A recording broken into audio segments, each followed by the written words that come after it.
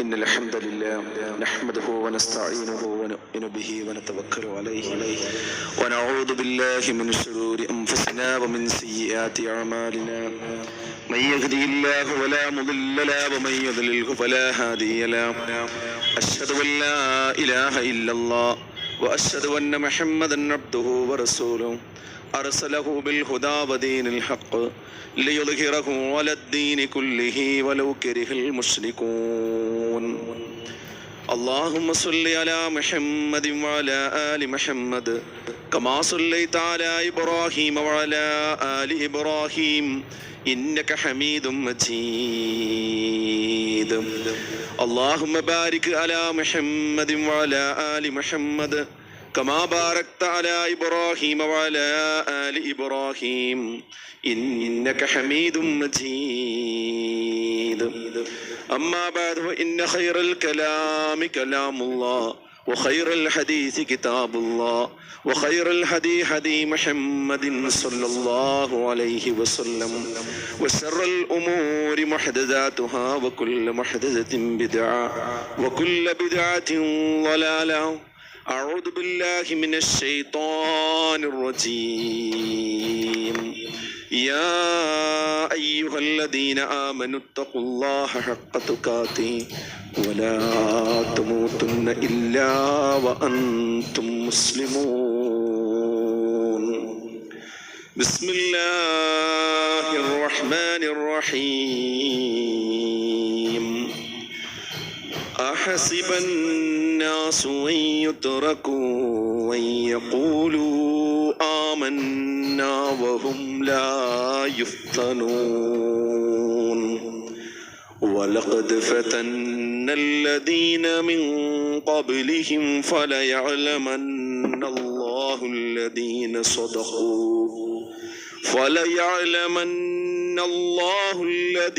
صدقوا وليعلمن الكاذبين.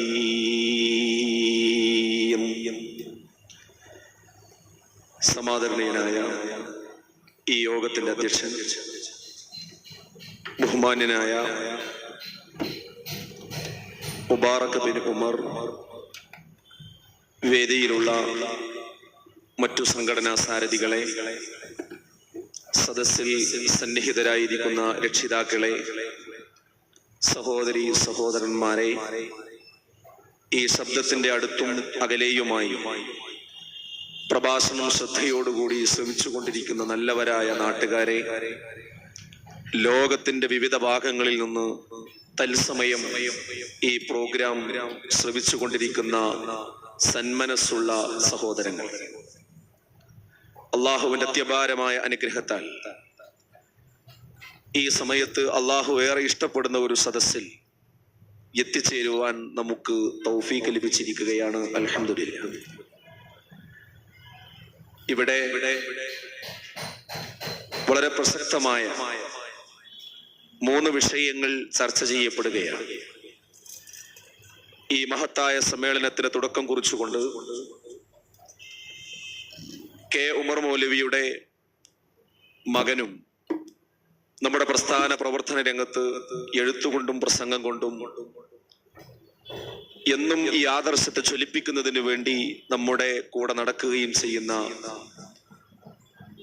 എന്റെ ജ്യേഷ്ഠ സഹോദരൻ മുബാറക് ബിൻ ഉമർ സലഫി മാർഗത്തെ സംബന്ധിച്ചും ആ മാർഗത്തിൽ നിന്ന് ഇപ്പോൾ ഈ സംഘടന നയിക്കുന്നു എന്ന് പറയപ്പെടുന്ന ആളുകൾ പല വിഷയങ്ങളിലും അതിൽ നിന്ന് അകന്ന് സഞ്ചരിച്ചു കൊണ്ടിരിക്കുന്നുവെന്നും പ്രമാണം മുന്നിൽ വെച്ചുകൊണ്ട് രേഖകൾ വെച്ച് വിശദീകരിച്ചുകൊണ്ട് തന്നെ നമുക്ക് മുമ്പിൽ കാര്യങ്ങൾ വിശദീകരിക്കുകയുണ്ടായി. അതിനുശേഷമാണ് രണ്ടാമത്തെ വിഷയം എന്ന നിലക്ക് ഞാൻ നിങ്ങളെ അഭിസംബോധന ചെയ്യുന്നത്. മുജാഹിദ് പ്രസ്ഥാനത്തിൽ ഇന്ന് സംഭവിച്ചുകൊണ്ടിരിക്കുന്നത് എന്താണ് എന്ന വിഷയത്തെ അധികരിച്ചുകൊണ്ടാണ് എനിക്ക് നിങ്ങളുടെ മുമ്പിൽ ഏതാനും സമയം സംസാരിക്കുവാനുള്ളത്. ആദ്യമേ ഞാൻ പറയട്ടെ, ഞങ്ങളെ സംബന്ധിച്ചിടത്തോളം ഈ വിഷയം അവതരിപ്പിക്കുക എന്നത് അത്ര വലിയ സന്തോഷമുള്ള ഒരു കാര്യമല്ല. കാരണം ഈ പ്രസ്ഥാനത്തെ അങ്ങേയറ്റം സ്നേഹിക്കുകയും ഈ പ്രസ്ഥാനത്തിന്റെ പ്രവർത്തനങ്ങളോടൊപ്പം തന്റെ ഒഴിവു സമയങ്ങൾ മുഴുവനും അതിനുവേണ്ടി നീക്കിവെക്കുകയും ചെയ്ത ഇതിന്റെ പ്രവർത്തകന്മാരെ സംബന്ധിച്ചിടത്തോളം ഈ പ്രസ്ഥാനത്തിന്റെ ഉള്ളിൽ നടക്കുന്നത് പുറത്തു പറയുക എന്നത് അല്പം വേദനയുണ്ടാക്കുന്ന കാര്യമാണ്. അങ്ങനെ വേദനയുണ്ടാക്കുന്ന കാര്യമായിട്ടും എന്തുകൊണ്ട് പറയുന്നു? അത് നിർബന്ധ കാരണം കൊണ്ടാണ്, നിർബന്ധിതമായ സാഹചര്യം വന്നതുകൊണ്ട് മാത്രം. ഈ കാര്യം പറയാതിരുന്നാൽ ഇവിടെ പല ആളുകളും തെറ്റുകാരായി സമൂഹത്തിന്റെ മുമ്പിൽ അവതരിപ്പിക്കപ്പെടും.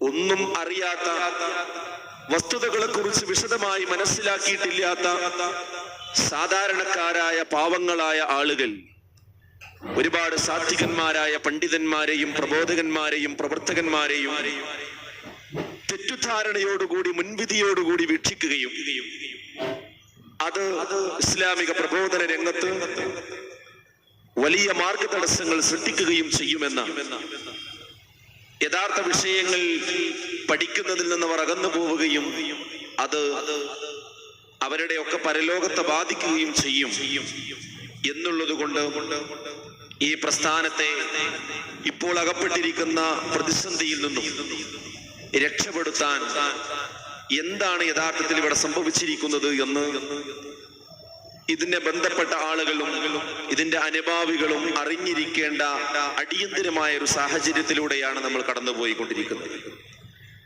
ഇതെവിടെ വരെ എത്തി എന്നതിന്റെ ഒരൊറ്റ ഉദാഹരണം മാത്രം ഞാൻ പറയാം.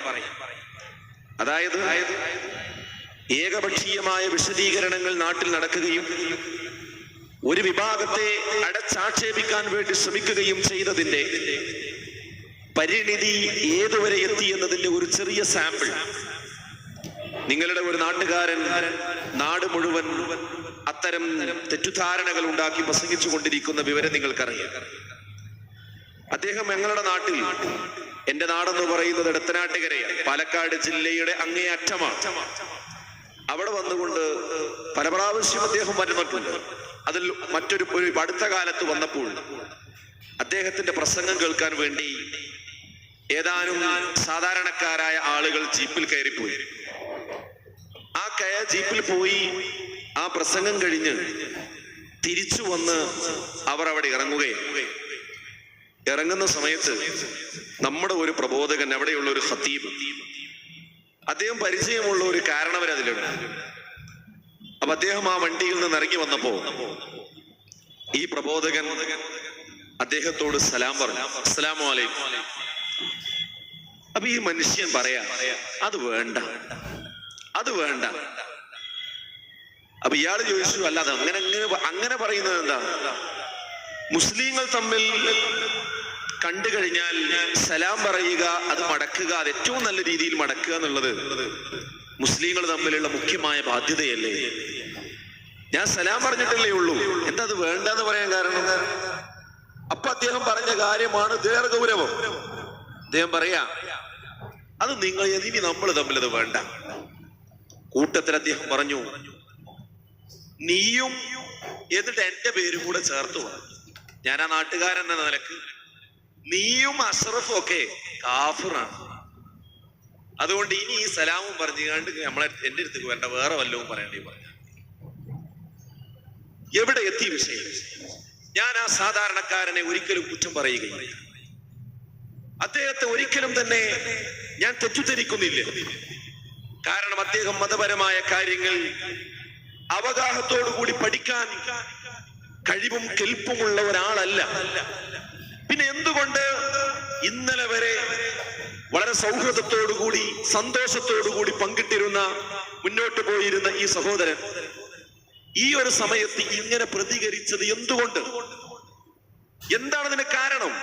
അതെ, അദ്ദേഹം കേൾക്കാൻ പോയ പ്രസംഗം, അവിടെ ഇട്ടിരിക്കുന്ന ക്ലിപ്പുകൾ ആ ക്ലിപ്പുകളുടെ വിഷം അദ്ദേഹത്തെ കൊണ്ട് പ്രതികരിപ്പിച്ച ഒരു പ്രതികരണമാണിത്. എവിടേക്കാണ് ഈ സമൂഹത്തെ ഈ ആളുകൾ കൊണ്ടുപോകുന്നത്? വളരെ ഗൗരവത്തോടുകൂടി ആലോചിക്കണ്ടേ. ഈ പറഞ്ഞ സാധാരണക്കാരന് ഈ ഹദീസ് അറിയില്ല. സാബിത്ത് ബിൻ അൽ-ഹഖ് നിന്ന് നിവേദനം ഉദ്ധരിക്കുന്ന ഒരു ഹദീസുണ്ട്. വലഅനുൽ മുഅ്മിനി കഖത്ലിഹി വമൻ റമാ മുഅ്മിനൻ ബികുഫ്രിൻ ഫഹുവ കഖത്ലിഹി. വലഅനുൽ മുഅ്മിനി, മുഅ്മിനിനെ ശപിക്കുന്നത്, കഖത്ലിഹി, അവനെ വധിക്കുന്നത് പോലെയാണ്. വമൻ റമാ മുഅ്മിനൻ ബികുഫ്രിൻ, ഒരു മുഅ്മിനെ ആരെങ്കിലും കുഫർ ആരോപിക്കുന്നതോ ഫഹുവ കഖത്ലിഹി, അതവനെ വധിക്കുന്നത് പോലെയാണ്. നടുറോട്ടിൽ വെച്ചൊരു കഠാരയൂരി അവന്റെ കഴുത്തിൽ കുത്തുന്നത് പോലെയാണ് ഒരാളെ ഈ രൂപത്തിൽ ആരോപിക്കുന്നതെന്നാണ് അല്ലാഹുവിന്റെ റസൂല് പറഞ്ഞത്. അൻ ഇബ്നു ഉമർ ഖാല ഖാല റസൂലുള്ളാഹി സ്വല്ലല്ലാഹു അലൈഹി വസല്ലം അയ്യുമ റജുലിൻ കഫറ റജുലൻ ഫഇൻ കാന കമാ ഖാല വഇല്ലാ ഫഖദ് ബാഅ ബിൽ കുഫ്രി. ഏതൊരാൾ മറ്റൊരാളെ സത്യനിഷേധി എന്ന് വിശേഷിപ്പിക്കുമ്പോഴും അയാൾ പറയും പോലെ തന്നെയാണ് വിശേഷിപ്പിക്കപ്പെട്ട ആളെങ്കിൽ അങ്ങനെ തന്നെ. ഇല്ല എങ്കിൽ പറഞ്ഞവൻ സത്യനിഷേധിയായി തീരും, പറഞ്ഞവൻ കാഫിറായി തീരും. ഇത് ഈ സാധാരണക്കാരൻ അറിയോ? അറിയില്ല. ആലോചിച്ചു, ഇങ്ങനെ നൂറുകണക്കിന് സാധാരണക്കാരെ കൊണ്ട്, ശുദ്ധ മനസ്സുള്ള മനുഷ്യന്മാരെ കൊണ്ട് കൃത്രിമമായ ക്ലിപ്പുകൾ കെട്ടിയുണ്ടാക്കി സന്ദർഭത്തിൽ നിന്ന് നടത്തിയെടുത്ത ക്ലിപ്പുകളിലൂടെ 2, 4 മിനിറ്റും സെക്കൻഡുകളും ഒക്കെയുള്ള ക്ലിപ്പുകളിലൂടെ ആളുകളെ തെറ്റിദ്ധരിപ്പിച്ച് വല്ലാത്തൊരവസ്ഥയിലേക്ക് കൊണ്ടുപോകുമ്പോൾ മൗനം ദീക്ഷിച്ച് നടക്കുന്നത് വലിയ കുറ്റമാണെന്ന് ഞങ്ങൾ തിരിച്ചറിയുകയാണ്. ഇത്രമാത്രം ക്രൂരമായ ആരോപണങ്ങൾ നടത്താൻ ഇവർ മുതിരാനുള്ള കാരണം അവരടുത്ത് സംഭവിച്ച ഒരുപാട് അബദ്ധങ്ങളുണ്ട്.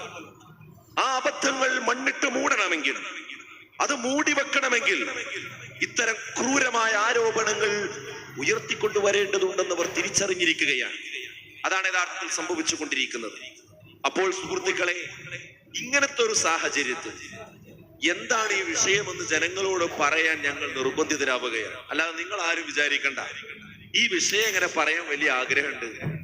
കാരണം ഇതിനു വേണ്ടി കഠിനാധ്വാനം ചെയ്ത ആളുകൾക്കാണ് ഈ വിഷയങ്ങൾ പൊതുജനങ്ങൾ കേൾക്കെ എന്താണ് ഇതിന്റെ ഉള്ളിൽ നടന്നുകൊണ്ടിരിക്കുന്നതെന്ന് പറയുന്നതിൽ ഏറ്റവും കൂടുതൽ വിഷമമുണ്ടാകുക. ഏറ്റവും കൂടുതൽ വിഷമം അവർക്കുണ്ടാകുക. ചില ആളുകളെ വിചാര ഇവർക്കിത് പറയുമ്പോൾ ഇവർക്കൊന്നും വലിയ വിഷമല്ല, നല്ല വിഷമമുണ്ട്. ആ വിഷമമൊക്കെ സഹിച്ചുകൊണ്ട് പറയുന്നത് എന്തുകൊണ്ടാ? ഞാൻ നേരത്തെ പറഞ്ഞില്ല, ഈ രൂപത്തിൽ ആളുകൾ തെറ്റിദ്ധരിച്ചു പോകുമ്പോ ആ സാധുക്കളോട് ഈ കാര്യം പറഞ്ഞു കൊടുക്കേണ്ട എന്താ സംഭവിച്ചത്? അതുകൊണ്ട് മാത്രമാണ് സുഹൃത്തുക്കളെ ഈ കാര്യം പറയുന്നത്. മുജാഹിദ് പ്രസ്ഥാനത്തിൽ സംഭവിച്ചു കൊണ്ടിരിക്കുന്നത് എന്താണ് എന്ന് ചോദ്യം മനസ്സിലേക്ക് വരുമ്പോൾ തന്നെ പലരുടെയും മനസ്സിൽ നിന്ന് ഉയർന്നു വരുന്ന ചില ഉത്തരങ്ങളുണ്ട്. അതിലൊന്ന്, വേഗം ആളുകൾ പറയുന്നത് ജിന്നിനോട് പ്രാർത്ഥിക്കാമെന്നോ പറയുന്ന ഒരു കൂട്ടം ആളുകൾ ഇതിലുണ്ടായിട്ടുണ്ട്. അവരെ ഒഴിവാക്കുന്നതിന് വേണ്ടിയാണ് ഇപ്പോൾ നടന്നുകൊണ്ടിരിക്കുന്ന ഈ വിഷയങ്ങളെല്ലാം അതിൻ്റെ പേരിലാണ് എന്ന് പറയാനാണ് പലപ്പോഴും ശ്രമിക്കാറുള്ളത്. അങ്ങനെയാണ് പലരും അത് മനസ്സിലാക്കി വെച്ചിട്ടുള്ളത്.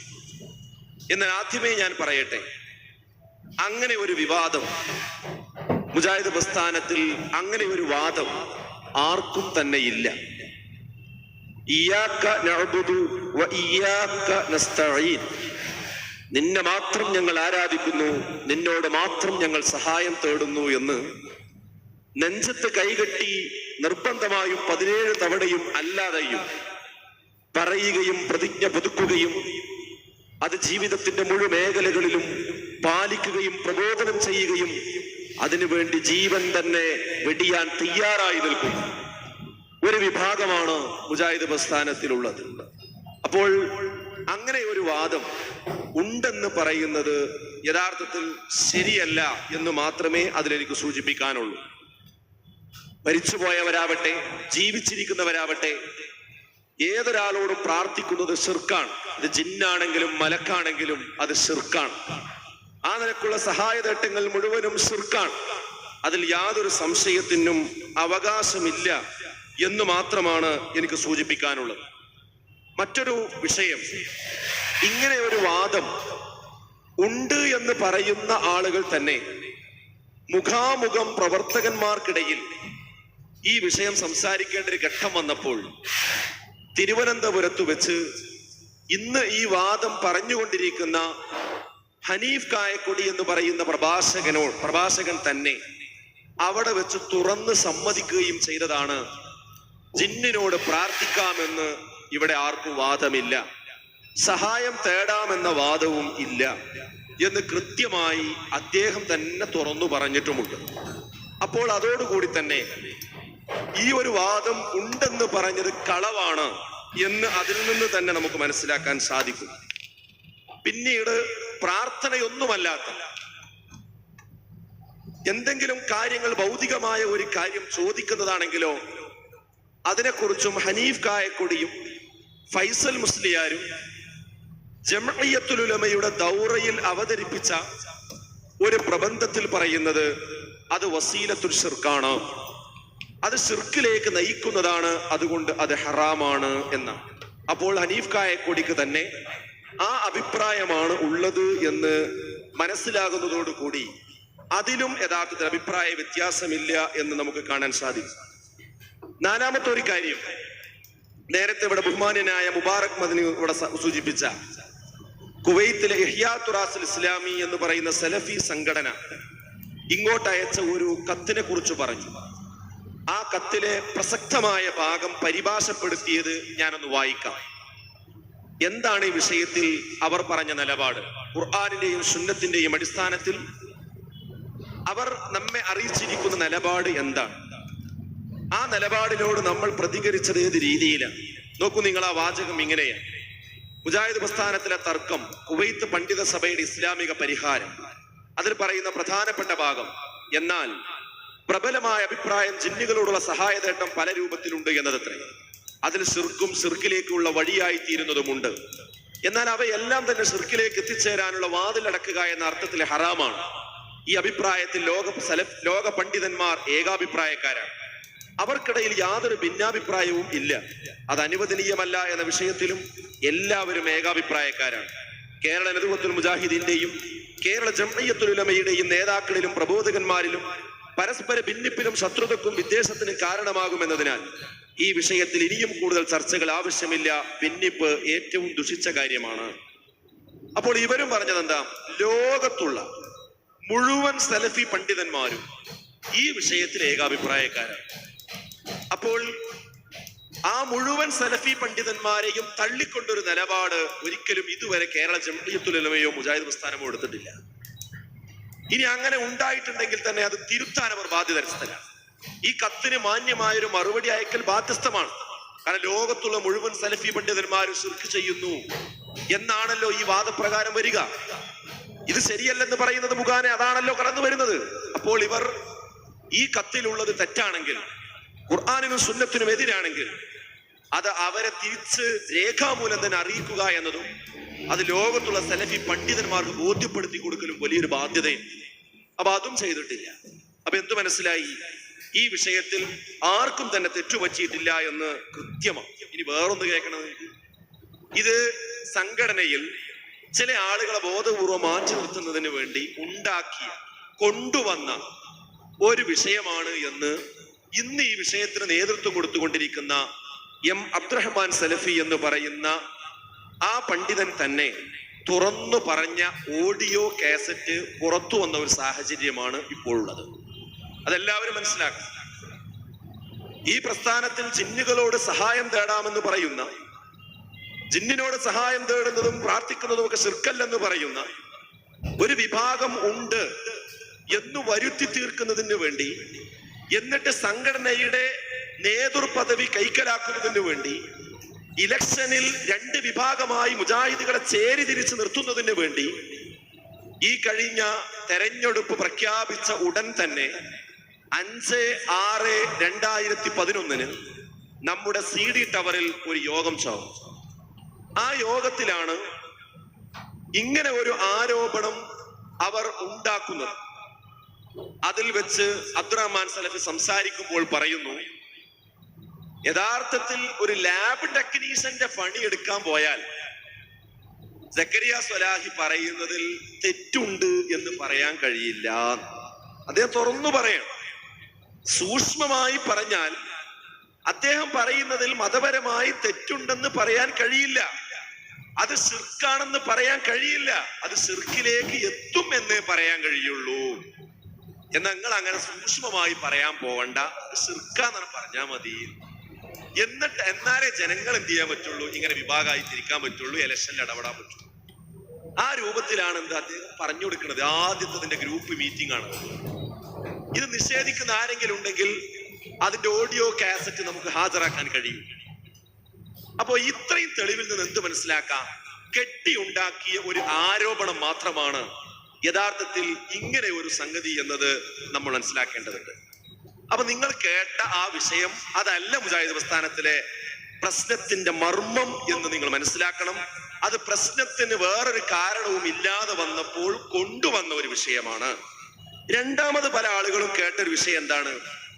ഇവിടെ ആളുകള് മന്ത്രവാദത്തിലേക്ക് കൊണ്ടുപോകാൻ വേണ്ടി ശ്രമിച്ചുകൊണ്ടിരിക്കുന്നുണ്ട്. അങ്ങനെ അടിച്ചിറക്കലും അതുപോലെയുള്ള ഹോമങ്ങളും മന്ത്രവാദങ്ങളും ദുർമന്ത്രവാദങ്ങളും ഒരു നൂറ്റാണ്ട് കാലം മുമ്പ് മുജാഹിദ് പ്രസ്ഥാനം ഈ നാട്ടിൽ നിന്ന് കെട്ടി അന്ധവിശ്വാസങ്ങളിലേക്ക് തിരിച്ചു കൊണ്ടുപോകാൻ ശ്രമിക്കുന്നതാണ് പ്രശ്നം എന്നാണ് ചില ആളുകൾ ഇവിടെ വേറെ വിശദീകരിച്ചു കൊണ്ടിരിക്കുന്നത്. എന്നാൽ യഥാർത്ഥത്തിൽ അതും വസ്തുതയല്ല എന്ന് നിങ്ങൾ മനസ്സിലാക്കേണ്ടതുണ്ട്. അത് പറയാൻ ഏതുവരെ ഉപയോഗിച്ചു എന്നറിയും. നിങ്ങൾ മനസ്സിലാക്കണതിന്റെ ഗൗരവം.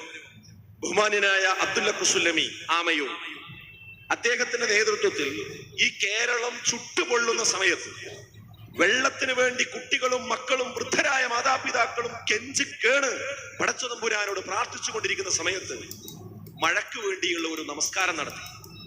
ആ നിസ്കാരത്തെ പറ്റി ഇവരുടെ ഒരു പ്രഭാഷകൻ പറയണത്, നിങ്ങൾക്ക് മഴയ്ക്ക് വേണ്ടിയൊക്കെ ദ്വയർക്കേണ്ടി വരും, പ്രാർത്ഥിക്കേണ്ടി വരും. കാരണം മന്ത്രിച്ചൂതി കൊടുക്കാൻ വെള്ളം കിട്ടാത്തതുകൊണ്ടല്ലേ നിങ്ങൾ മഴയ്ക്ക് വേണ്ടി പ്രാർത്ഥിക്കുന്നത്.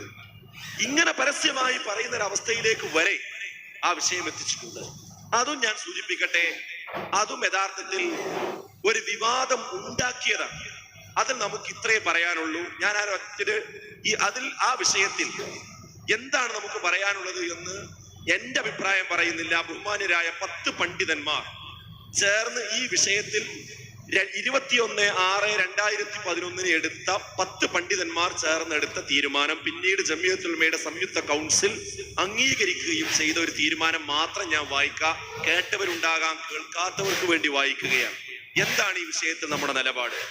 ഖുർആൻ കൊണ്ടും അള്ളാഹുവിന്റെ നാമങ്ങളും വിശേഷണങ്ങളും കൊണ്ടും ഖുർആനിലും സുന്നത്തിലും സ്വഹീഹായി വന്നിട്ടുള്ള ദിക്റുകൾ കൊണ്ടും രോഗശമനത്തിന് വേണ്ടി പ്രാർത്ഥിച്ചുകൊണ്ട് സുന്നത്തിൽ സ്ഥിരപ്പെട്ട രീതിയിൽ നിർവഹിക്കുന്ന ഒന്നാണ് റുഖിയ ശറയ്യ. റുഖിയ സ്വയം നിർവഹിക്കലാണ് ഏറ്റവും ഉത്തമം. മറ്റൊരാൾക്ക് ചെയ്തു കൊടുക്കുന്നതിനും വിരോധമില്ല. റുഖിയ നിർവഹിക്കുന്ന വ്യക്തി അത് തൊഴിലായി സ്വീകരിക്കുന്നതിനോ താൻ റുഖിയ ചെയ്യുന്നവനാണെന്ന് പരസ്യപ്പെടുത്തുന്നതിനോ ദീനിൽ മാതൃകയില്ല. കൂലി നിശ്ചയിക്കുന്നതിനും ന്യായമില്ല. 3, ജിന്നുബാധ ഉണ്ടാകുമെന്നത് യാഥാർത്ഥ്യമാണ്. പല കാരണങ്ങളാലും രോഗമുണ്ടാകുന്നത് പോലെ ജിന്നുബാധ മൂലവും രോഗമോ മറ്റു പ്രയാസങ്ങളോ ഉണ്ടാവാം. ആ സമയത്ത് രോഗശമനത്തിനായി സാധാരണ ചികിത്സ തേടുന്നതിനോടൊപ്പം റുഖിയ ശറയ്യ ചെയ്യാവുന്നതാണ്. ഒരാളുടെ രോഗകാരണം ജിന്നു ബാധിച്ചതാണ് എന്ന് വഹി അനുസരിച്ച് നബി സല്ലല്ലാഹു അലൈഹി വസല്ലമക്കല്ലാതെ മറ്റൊരാൾക്കും ഉറപ്പിച്ചു പറയാൻ സാധിക്കുകയില്ല. 5, പിശാച് മനുഷ്യരെ ശിർക്കിലേക്കും ബിദ്അത്തിലേക്കും ഹറാമിലേക്കും ഒക്കെ എത്തിക്കുന്ന വസ്വാസ് ഉണ്ടാക്കുന്നതാണ് ഏറ്റവും ഗൗരവമുള്ള സംഗതി. എന്നാൽ പിശാച് തോന്നലുകൾക്ക് പുറമെ ശാരീരിക ഉപദ്രവങ്ങളും ഉണ്ടാക്കും. 6, റുഖിയയുടെ ഭാഗമായി അടിക്കുക പോലുള്ള സംഗതികൾ പ്രാമാണികമായി സ്ഥിരപ്പെട്ടതല്ല. 7, റുഖിയ ശറയ്യ നടത്തുന്ന വേളയിൽ ജിന്നുമായി സംസാരിക്കുന്നതോ ഏതെങ്കിലും തരത്തിലുള്ള തആമുൽ നടത്തുവാനോ പാടുള്ളതല്ല. 8, റുഖിയ ശറയ്യക്ക് വേണ്ടി പ്രത്യേക കേന്ദ്രങ്ങൾ നടത്തുന്നതിന് യാതൊരു മാതൃകയുമില്ല. അത്തരം കേന്ദ്രങ്ങൾ നടത്തുന്നതിനെ എതിർക്കപ്പെടേണ്ടതാണ്. പിശാചിന്റെ സ്വാധീനത്തിൽ നിന്ന് കരകയറാൻ ആവശ്യമായ ഇസ്ലാമിക നിർദ്ദേശങ്ങൾ മുഴുവൻ ജനങ്ങൾക്കും പഠിപ്പിക്കേണ്ടതാണ്. റുഖിയ ശറയ്യ എത്രത്തോളമാകാമെന്ന് പ്രവർത്തകരെ ബോധ്യപ്പെടുത്തേണ്ടതും ആശയക്കുഴപ്പങ്ങൾ ഒഴിവാക്കി കൊടുക്കേണ്ടതുമാണ്. ജിന്നുകളോട് സഹായം ചോദിക്കുന്നത് തൗഹീദിന് വിരുദ്ധവും ശിർക്കുമാണ്. റുഖിയ ശറയ്യ നിർവഹിക്കുന്ന വേളയിൽ പ്രമാണവിരുദ്ധമായതിനാൽ ഒഴിവാക്കണമെന്ന് പണ്ഡിതന്മാർ നിർദ്ദേശിച്ച കാര്യങ്ങൾ ഒഴിവാക്കേണ്ടതാണ്. ഉദാഹരണത്തിന് പിഞ്ഞാണത്തിൽ എഴുതി കുടിക്കൽ, റുഖിയക്ക് വേണ്ടി കാസറ്റുകളും സീഡികളും ഉപയോഗിക്കൽ, മൈക്ക് സെറ്റ് ഉപയോഗിക്കൽ, അന്യ സ്ത്രീകളുമായി തനിച്ചാകലും സ്പർശിക്കലും. ഈ കാര്യങ്ങൾ പരിഗണിച്ച് KJUKNM നിർദ്ദേശിക്കുന്ന മാർഗനിർദ്ദേശങ്ങളോട് യോജിച്ചുകൊണ്ട് മാത്രം എല്ലാവരും പ്രവർത്തിക്കേണ്ടതാണ്. ഇതാണ് 10 പണ്ഡിതന്മാർ ചേർന്ന് ഖുർആന്റെയും സുന്നത്തിന്റെ അടിസ്ഥാനത്തിലെടുത്ത തീരുമാനം. ഇത് പിന്നീട് നമ്മുടെ സംഘടന അംഗീകരിക്കുകയും ചെയ്യും. ഇനി ആ 10 പണ്ഡിതന്മാരെ കേൾക്കണം. ഇതിൽ പറഞ്ഞ ആശയം എന്താ? ചുരുക്കി പറഞ്ഞാൽ പിശാച് വസ്വാസ് മാത്രമല്ല, അത് ബാധിക്കും, രോഗം ഉണ്ടാക്കും, സാധ്യത ഉണ്ട്. അതുകൊണ്ട് തന്നെ അതിന് ഇസ്ലാമിൽ അതിന് ചികിത്സയുണ്ട്. അതിന്റെ പേരാണ് റുഖിയ ശർഇയ്യ. ഇവിടെ നടന്നുകൊണ്ടിരിക്കുന്ന മറ്റു പൈശാചിക ചികിത്സകൾ റുഖിയ ശിർകിയയാണ്, അത് റുഖിയ ബിദ്ഇയ്യയാണ്. അതൊരിക്കലും തന്നെ നമ്മൾ ചെയ്യാൻ പാടില്ല. അത് നരകത്തിലേക്കുള്ള വഴിയാണ്. ഹോമവും അതുപോലെയുള്ള കാര്യങ്ങളും ഏലസും അങ്ങനെയുള്ള ദുർമന്ത്രവാദങ്ങളും അങ്ങനെയുള്ള കേന്ദ്രങ്ങളും പണ്ടുകാലം മുതലേ മുജാഹിദ് പ്രസ്ഥാനം എതിർത്തിട്ടുണ്ട്, ഇന്നും ശക്തമായി എതിർക്കുന്നു.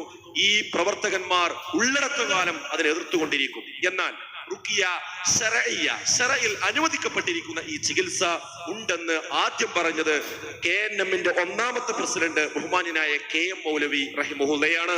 അദ്ദേഹത്തിന്റെ ഒരു ഫത്വയുടെ സമാഹാരമുണ്ട്. അത് മടവൂർ വിഭാഗം പുറത്തിറക്കിയ പുസ്തകമാണ്. അതിന്റെ 18ാമത്തെ പേജിൽ അദ്ദേഹം ഈ കാര്യം വിശദമായി പറയുന്നുണ്ട്.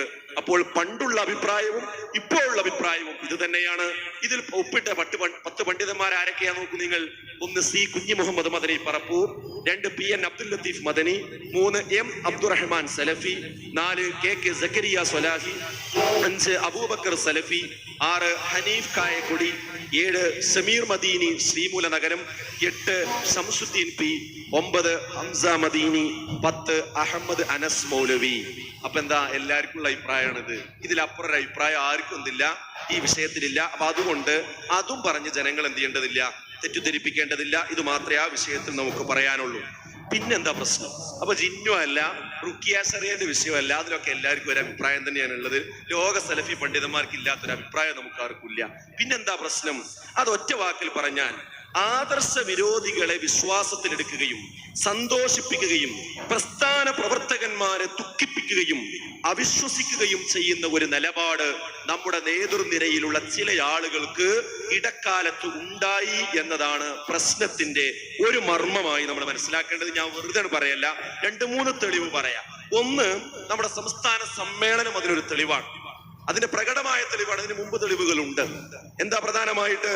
ഒന്ന്, ശരിയായ ഇസ്ലാമിക പ്രബോധകന്മാർക്കും പണ്ഡിതന്മാർക്കും ഒക്കെ അവിടെ ചെന്ന നിരീക്ഷണം, വളണ്ടിയേഴ്സിന്റെ നിരീക്ഷണം.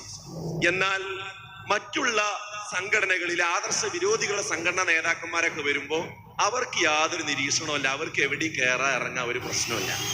അതുപോലെ നമ്മുടെ പ്രവർത്തകന്മാർക്ക് അവിടെ പുറത്ത് സ്റ്റാളും കാര്യമൊന്നും വെക്കാൻ പാടില്ല.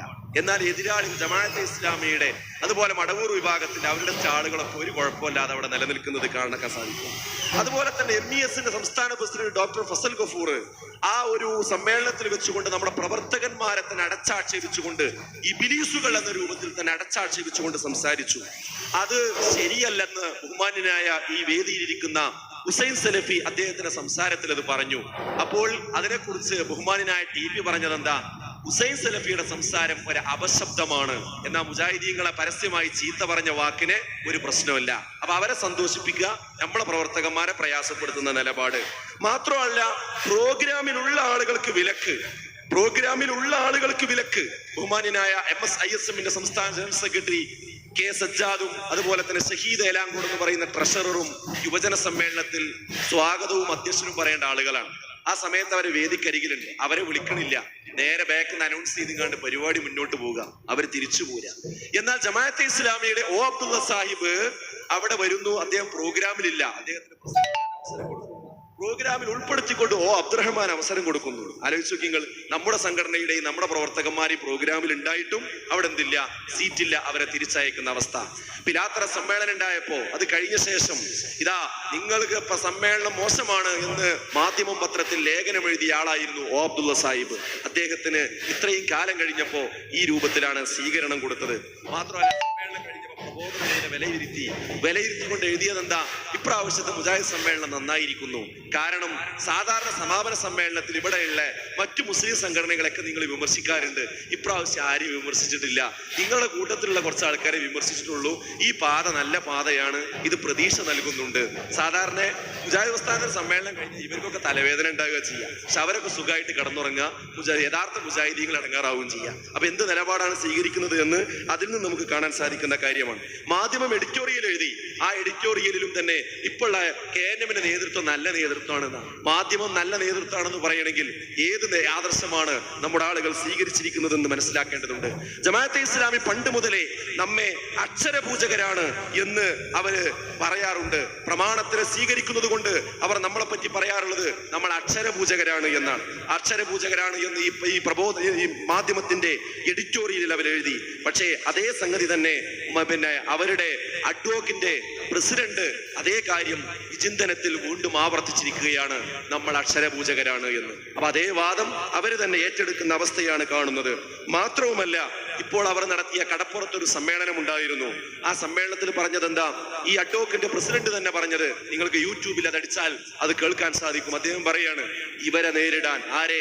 മുജാഹിദ് പ്രവർത്തകന്മാരെ നേരിടാൻ ഞങ്ങൾക്ക് സുന്നികളുടെയും ജമാഅത്തുകാരുടെയും NDF-കാരുടെയും എല്ലാവരുടെയും സഹകരണം വേണം. ഇത് ഒറ്റക്കെട്ടായിട്ട് നമുക്ക് അവരെ നേരിടണം. അപ്പൊ ഇവരോടൊക്കെ സഹകരണം വാങ്ങിക്കാണ്ട് നേരിടുകയാണ്. ആലോചിക്കുക നിങ്ങൾ, ഇതൊക്കെ അതിന് തെളിവാണ്. മാത്രവുമല്ല, ജമാഅത്തെ ഇസ്ലാമി ഇപ്പോൾ തുടങ്ങി വെച്ചിരിക്കുന്ന മീഡിയ വൺ എന്ന് പറയുന്ന ചാനലിന് ആശംസ പറയുന്നതിന് വേണ്ടി സംസ്ഥാന vice president PK Ahammed Sahib പോയി എന്ന് മാത്രമല്ല, അദ്ദേഹം ആ ആശംസാ സംസാരം കേൾക്കുന്ന ഏതൊരു മുജാഹിദിനും നൊന്ത് വേദനിക്കുന്ന ഒരവസ്ഥ സ്വാഭാവികമായും ഉണ്ടാകും. നെല്ലിക്കുത്ത് ഇസ്മായിൽ മുസ്ലിയാര് അദ്ദേഹത്തിന്റെ വാദമാണ് എന്ത്? ഇവിടെ അദ്ദേഹത്തിന്റെ ഒരു വാദമാണ് സൃഷ്ടികൾക്ക് അഭൗതികമായി സഹായിക്കാൻ കഴിയുമെന്ന വാദം. അതേ വാദം നേരത്തെ പറഞ്ഞ ഹനീഫ് കായക്കൊടി മൂവാറ്റുപുഴ സംവാദത്തിൽ പറഞ്ഞു, മലക്ക് അഭൗതികമായി സഹായിക്കുമെന്ന് വിശ്വസിച്ചാൽ ശിർക്കല്ല, പ്രാർത്ഥിച്ചാലേ ശിർക്കാവുകയുള്ളൂ. അപ്പൊ നെല്ലിക്കുത്തിന്റെ അതേ വാദം. അപ്പൊ എന്തായി?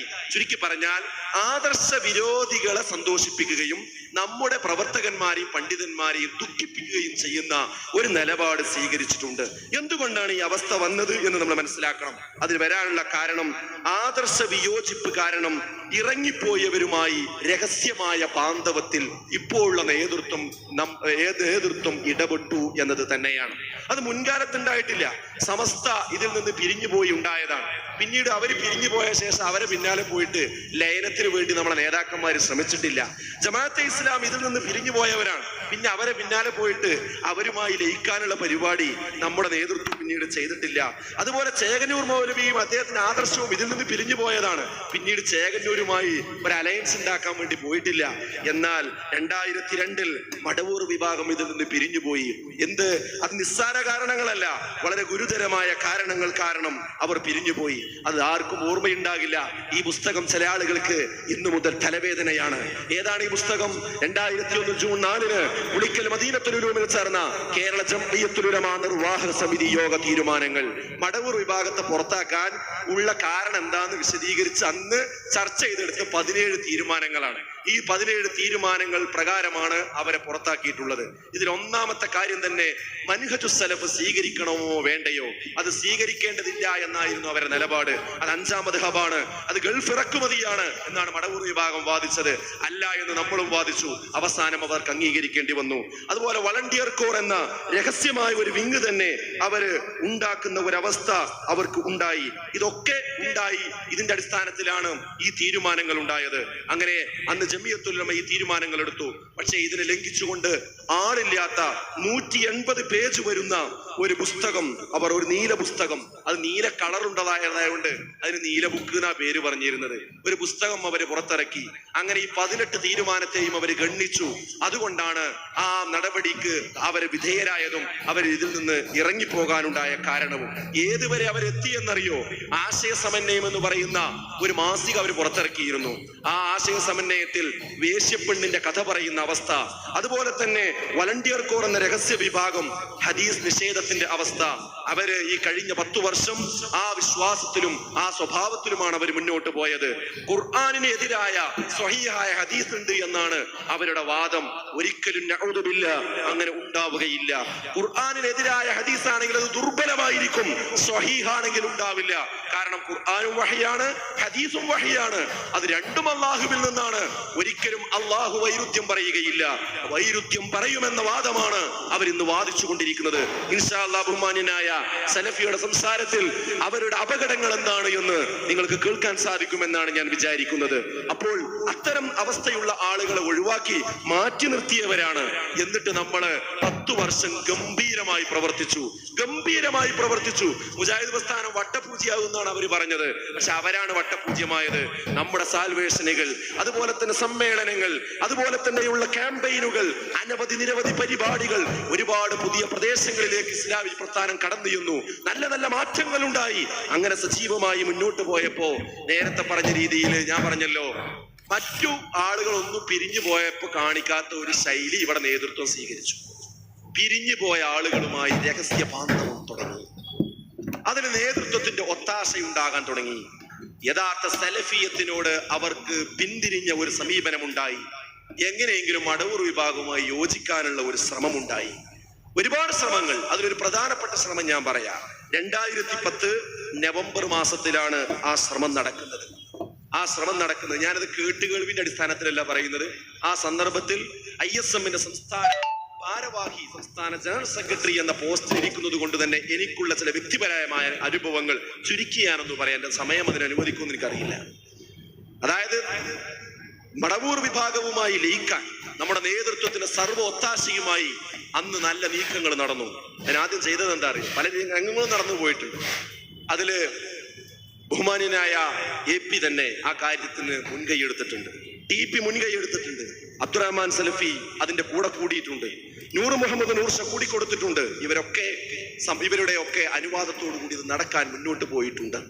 നിങ്ങൾക്കറിയുമോ, നൂർഷ സാഹിബ് തന്നെ ഒരു യോഗത്തിൽ പറഞ്ഞത് ഞാൻ നേരിട്ട് കേട്ടതാണ്. അദ്ദേഹം പറഞ്ഞത് എന്താണ്, അദ്ദേഹം ആദ്യം ലയനത്തിന് അനുകൂലവും പിന്നെ എതിരുമായ ആളാണ്. അപ്പൊ അദ്ദേഹം ആ കാര്യം യോഗത്തിൽ പറയാണ്ട് എന്നോട് AP അടിയന്തരമായി കോഴിക്കോട് വരാൻ പറഞ്ഞു. ഞാൻ അങ്ങനെ എറണാകുളത്ത് കോഴിക്കോട് എത്തി. AP പറയാ, ഇങ്ങനെ ഒരു പ്രപ്പോസൽ വരുന്നുണ്ട്, അവര് ലയിക്കാൻ തയ്യാറാണ് എന്ന്. അപ്പൊ നമുക്കും അങ്ങനെ ആയാൽ കുഴപ്പമില്ലാന്നുണ്ട്. അപ്പൊ അതുകൊണ്ട് നിങ്ങൾ അതിന് അബ്ദുറഹ്മാൻ സലഫിയെ കൂടി ഒന്ന് അനുകൂലമാക്കി തരണം എന്ന് AP ആരോട് പറയുന്നു? നൂർഷ സാഹിബിനോട് പറയുന്നു. നൂർഷ സാഹിബ് അത് ഏറ്റെടുത്ത് പോരുന്നു. അദ്ദേഹം സലഫിയെ അതിന് അനുകൂലമാക്കി കൊടുക്കുന്നു. അതെങ്ങനെയെന്നതൊക്കെ പിന്നീട് വിശദീകരിക്കും.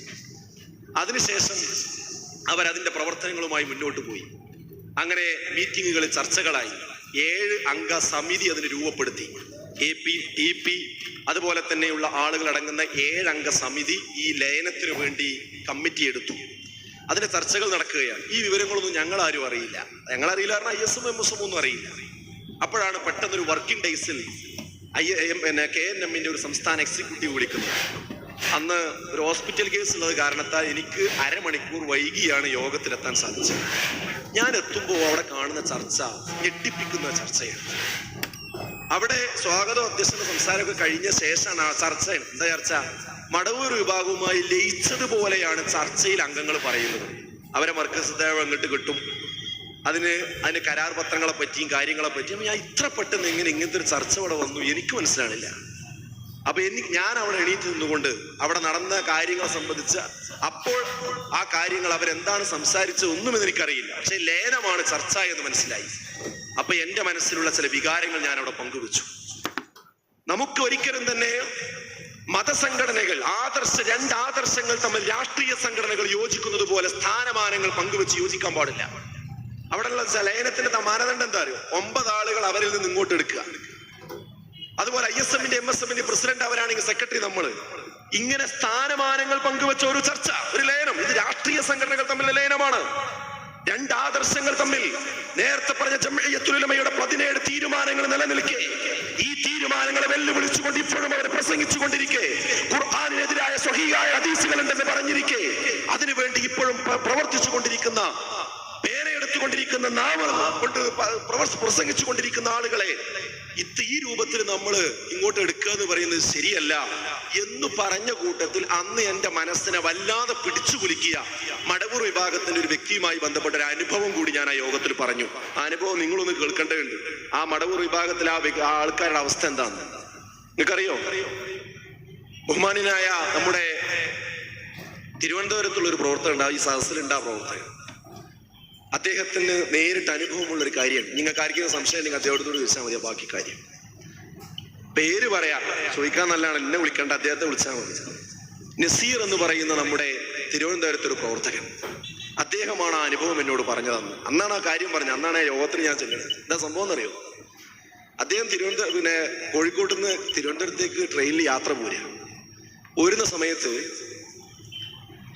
അദ്ദേഹത്തിന് 2-3 ക്രൈസ്തവരായ 2-3 സ്ത്രീകൾ, കന്യാസ്ത്രീകൾ ആ കമ്പാർട്ട്മെന്റിൽ. അപ്പൊ ഇദ്ദേഹം അവരുമായി സംസാരിച്ചു, ഇസ്ലാമിനെ പറ്റി പറഞ്ഞു. അപ്പൊ ഇസ്ലാമിനെ പറ്റി അവരോട് പറഞ്ഞു കൊടുത്ത് ബൈബിളും ഖുർആനും ഒക്കെ ഇങ്ങനെ താരതമ്യം ചെയ്ത് കാര്യങ്ങൾ പറഞ്ഞപ്പോൾ അവർക്ക് അതിങ്ങനെ ഉൾക്കൊള്ളുന്നൊരവസ്ഥ, അതിനെക്കുറിച്ച് അവർ നല്ലൊരു ആഭിമുഖ്യം പുലർത്തി പഠിക്കാൻ കൗതുകത്തോടു കൂടി കേട്ടുകൊണ്ടിരിക്കും. അപ്പൊ ഇവരുടെ ഈ ചർച്ചയൊക്കെ വീക്ഷിച്ചുകൊണ്ട് തൊട്ടപ്പുറത്ത് ഒരാൾ മാറിയിരിക്കുന്നുണ്ട്, ഒരു താടിയൊക്കെ വെച്ചിട്ട് ഒരാൾ ഇരിക്കുന്നുണ്ട്. അപ്പൊ അദ്ദേഹം ഇതൊക്കെ കേട്ടിട്ട് അതിന്റെ ഇടയിൽ ഇടപെട്ടിട്ട് പറഞ്ഞു, നിങ്ങൾക്ക് ഇതിനെപ്പറ്റി പറയാൻ എന്താ അവകാശം? നസീറിനോട് പറയാം, നിങ്ങൾക്ക് ഇതിനെപ്പറ്റി പറയാൻ എന്താ അവകാശം? നിങ്ങള് മുജാഹിദ് പ്രസ്ഥാനത്തിലുള്ള ആളുകൾ എന്താ മോശമല്ലേ? നിങ്ങളെ MM അക്ബറിനെ കുറെ കല്യാണം കഴിച്ചിട്ടില്ലേ ചോദിക്കാണ്. അതേപോലെ തന്നെ നിങ്ങൾ തൗഹീദിന് 3 ഭാഗമുണ്ട് എന്ന് പറയുന്ന ആളുകളല്ലേ, പിന്നെ എങ്ങനെ നിങ്ങൾ ട്രിനിറ്റിനെ, ത്രിയേകത്വത്തിന് നിങ്ങൾ എങ്ങനെ പിന്നെ ന്യായീകരിക്കുക? അതിനെങ്ങനെ നിങ്ങൾ എതിർക്കുക? ആലോചിക്കുക. നിങ്ങൾ ഖുർആനിന് വൈരുദ്ധ്യല്ലേ, പിന്നെന്താ ബൈബിളിൽ വൈരുദ്ധ്യം ഉണ്ടെന്ന് എങ്ങനെ നിങ്ങൾ പറയാം? അപ്പൊ ഈ സ്ത്രീകളുടെ മുമ്പിൽ വെച്ചാണ് എന്ത് ചെയ്യുന്നത് ഇയാളെ. അപ്പോ ഇവൻ എന്ത് ചെയ്തു, ഈ സംസാരം നിർത്തി. ഇയാളെ ബല മുമ്പിൽ വെച്ച് കണ്ടിട്ട് തമ്മിൽ ഒരു പരസ്പര വാക്കേറ്റം വേണ്ടെന്നുള്ളത്. എന്നിട്ട് ഇയാളോട് ചോദിച്ചു, നിങ്ങൾ ആരാണ്? ഞാൻ ഏലംകുളത്തുകാരനാണ്. എന്താ പേര്? മുഹമ്മദ് എന്നാണ് പേര്. എന്താ? ഞാൻ ശാസ്ത്ര സാഹിത്യ പരിഷത്തിന്റെ ഒരു പ്രവർത്തകനാണ്. അയാൾ പരിചയപ്പെടുത്തി. അത് കഴിഞ്ഞ് ഇവൻ നമ്മുടെ പ്രവർത്തകനാകെ പ്രയാസപ്പെട്ടു, ഇതിന്റെ ഇടയിൽ കയറി ഇടപെട്ടല്ലോ. അല്പസമയം കഴിഞ്ഞ് കുറച്ച് കഴിഞ്ഞപ്പോഴേക്കും അതാ തിരുവനന്തപുരത്ത് ട്രെയിൻ എത്തിയപ്പോൾ അറബിക് കോളേജ് പ്രിൻസിപ്പൽമാരുടെ യോഗം തിരുവനന്തപുരത്ത് നടക്കുന്നുണ്ട്. ആ യോഗത്തിന് വേണ്ടി നമ്മുടെ സയ്യിദ് മുഹമ്മദ് ഷാക്കിർ, ISM പ്രസിഡന്റ് ആയിരുന്ന സയ്യിദ് മുഹമ്മദ് ഷാക്കിർ ആ ട്രെയിനിൽ കമ്പാർട്ട്മെന്റിലുണ്ട്, വേറൊരു കമ്പാർട്ട്മെന്റ്. അപ്പൊ ട്രെയിൻ ഇറങ്ങിയപ്പോ ഷാക്കിറിനെ കണ്ട സമയത്ത് നസീറും ഷാക്കിറും തമ്മിൽ സംസാരിക്കുക. അപ്പോഴാണ് ഈ പറഞ്ഞ മുഹമ്മദ് ശാസ്ത്ര സാഹിത്യ പരിഷത്തിന്റെ ആള് ആരുമായി സംസാരിക്കുന്നുണ്ട്? ഷാക്കിറുമായി സംസാരിക്കുന്നുണ്ട്. ഷാക്കിർ അദ്ദേഹത്തോട് സംസാരിച്ചു. അപ്പോ നസീർ ചോദിച്ചു, ആരാ ഇയാള്? അതാരാണ്? അത് MI മുഹമ്മദ് അലി സുല്ലമി, മടവൂർ വിഭാഗത്തിന്റെ ജംഇയ്യത്തുൽ ഉലമയുടെ സംസ്ഥാന വൈസ് പ്രസിഡന്റ്, അദ്ദേഹമാണത്.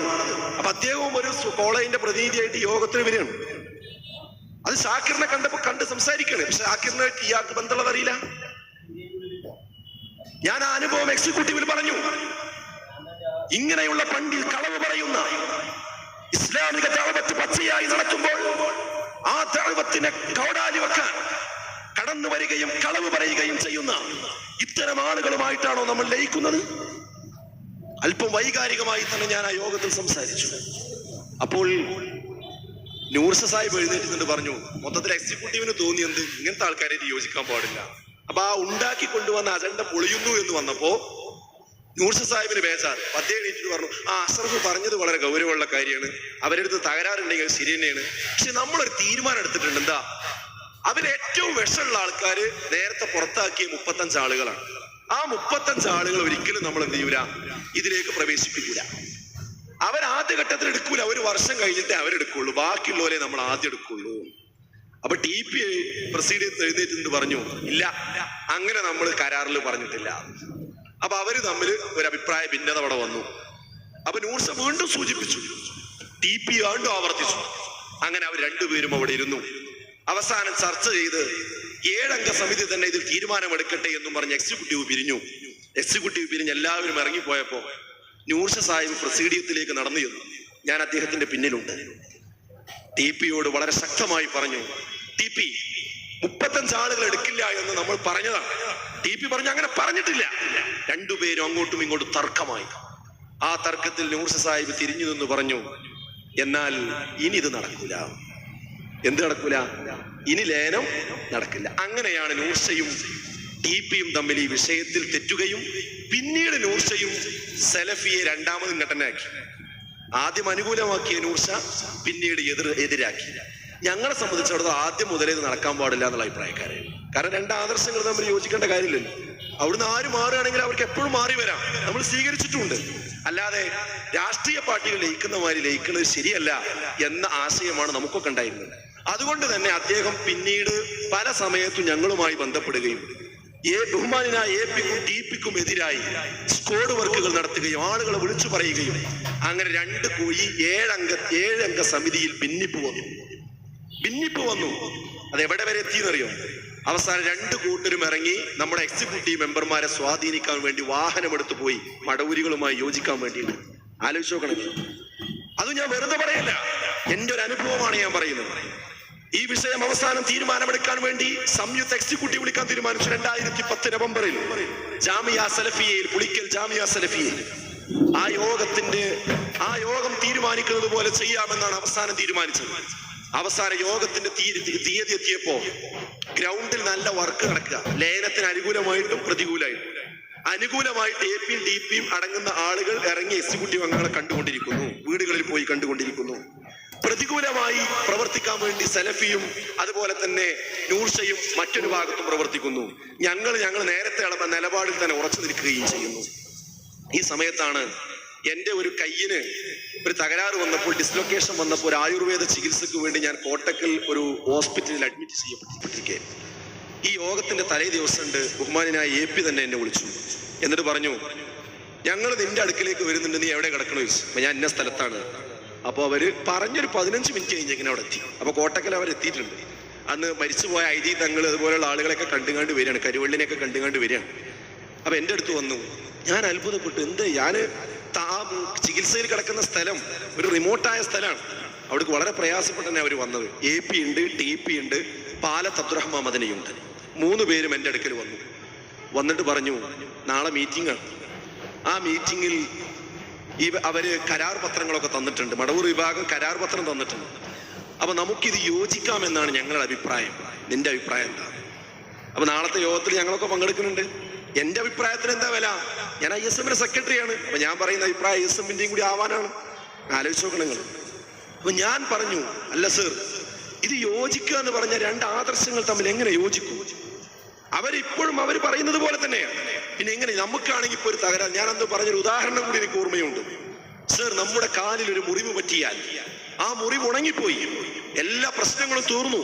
പിന്നെ ഒരു 10 വർഷം കഴിഞ്ഞിട്ട് ഒരു കുഴപ്പമില്ലാത്ത ആ മുറിവ് ഒരു ബ്ലേഡ് വെച്ച് രണ്ടാമത് ഇങ്ങനെ വരഞ്ഞിട്ട് ആ തൊലി മാന്തി പൊളിച്ച് മുളക് തേച്ച് പുരട്ടിയാൽ എങ്ങനെയുണ്ട്? അതേ പണിയല്ലേ നമ്മൾ എടുക്കാൻ പോകുന്നത്. നമ്മളിപ്പോ നമ്മളെ പ്രവർത്തനം കൊണ്ട് സജീവമായിട്ട് മുന്നോട്ട് പോവുകയാണ്. ഒരു കുഴപ്പവും നമുക്കില്ല. അവരാണെങ്കിൽ തളർന്ന് ക്ഷീണിച്ചില്ലാതെ ആയിക്കൊണ്ടിരിക്കുകയാണ്. അപ്പൊ നമുക്ക് ശക്തിയുണ്ട്, പിന്നെന്താ പ്രശ്നം? അപ്പൊ TP പറഞ്ഞു, ശക്തി ഉണ്ടാവുമ്പോഴല്ലേ മാപ്പ് കൊടുക്കേണ്ടത്. അതല്ലേ പ്രവാചകന്റെ മാതൃക, മക്കം ഫത്തയിലേക്ക് മാതൃക അതല്ലേ. അപ്പൊ ഞാൻ പറഞ്ഞു, സർ, മക്കം ഫത്തയിലുള്ള അതല്ലല്ലോ സംഭവിച്ച്. മക്കം ഫത്തയിൽ റസൂലുള്ളാഹിനെ നേരത്തെ ഉപദ്രവിച്ച ആൾക്കാർക്ക് മാപ്പ് കൊടുക്കുക ചെയ്ത്, അല്ലാതെ അവർ ആദർശത്തിനനുസരിച്ച് ഇങ്ങോട്ട് വന്നോട്ടെ എന്ന് പറയുന്ന രീതി അല്ലല്ലോ അവിടെ ഉണ്ടായത് എന്ന് ഞാൻ വീണ്ടും സൂചിപ്പിക്കുകയുണ്ടായി. അപ്പൊ അവര് കരാർ പത്രം കാണിച്ചു തന്നു. അവരെല്ലാം സമ്മതിച്ചിട്ടുണ്ട്. ഒരു ഉപാധി അവർക്കില്ലത് അവരെഴുതി തന്ന കരാർ പത്രം.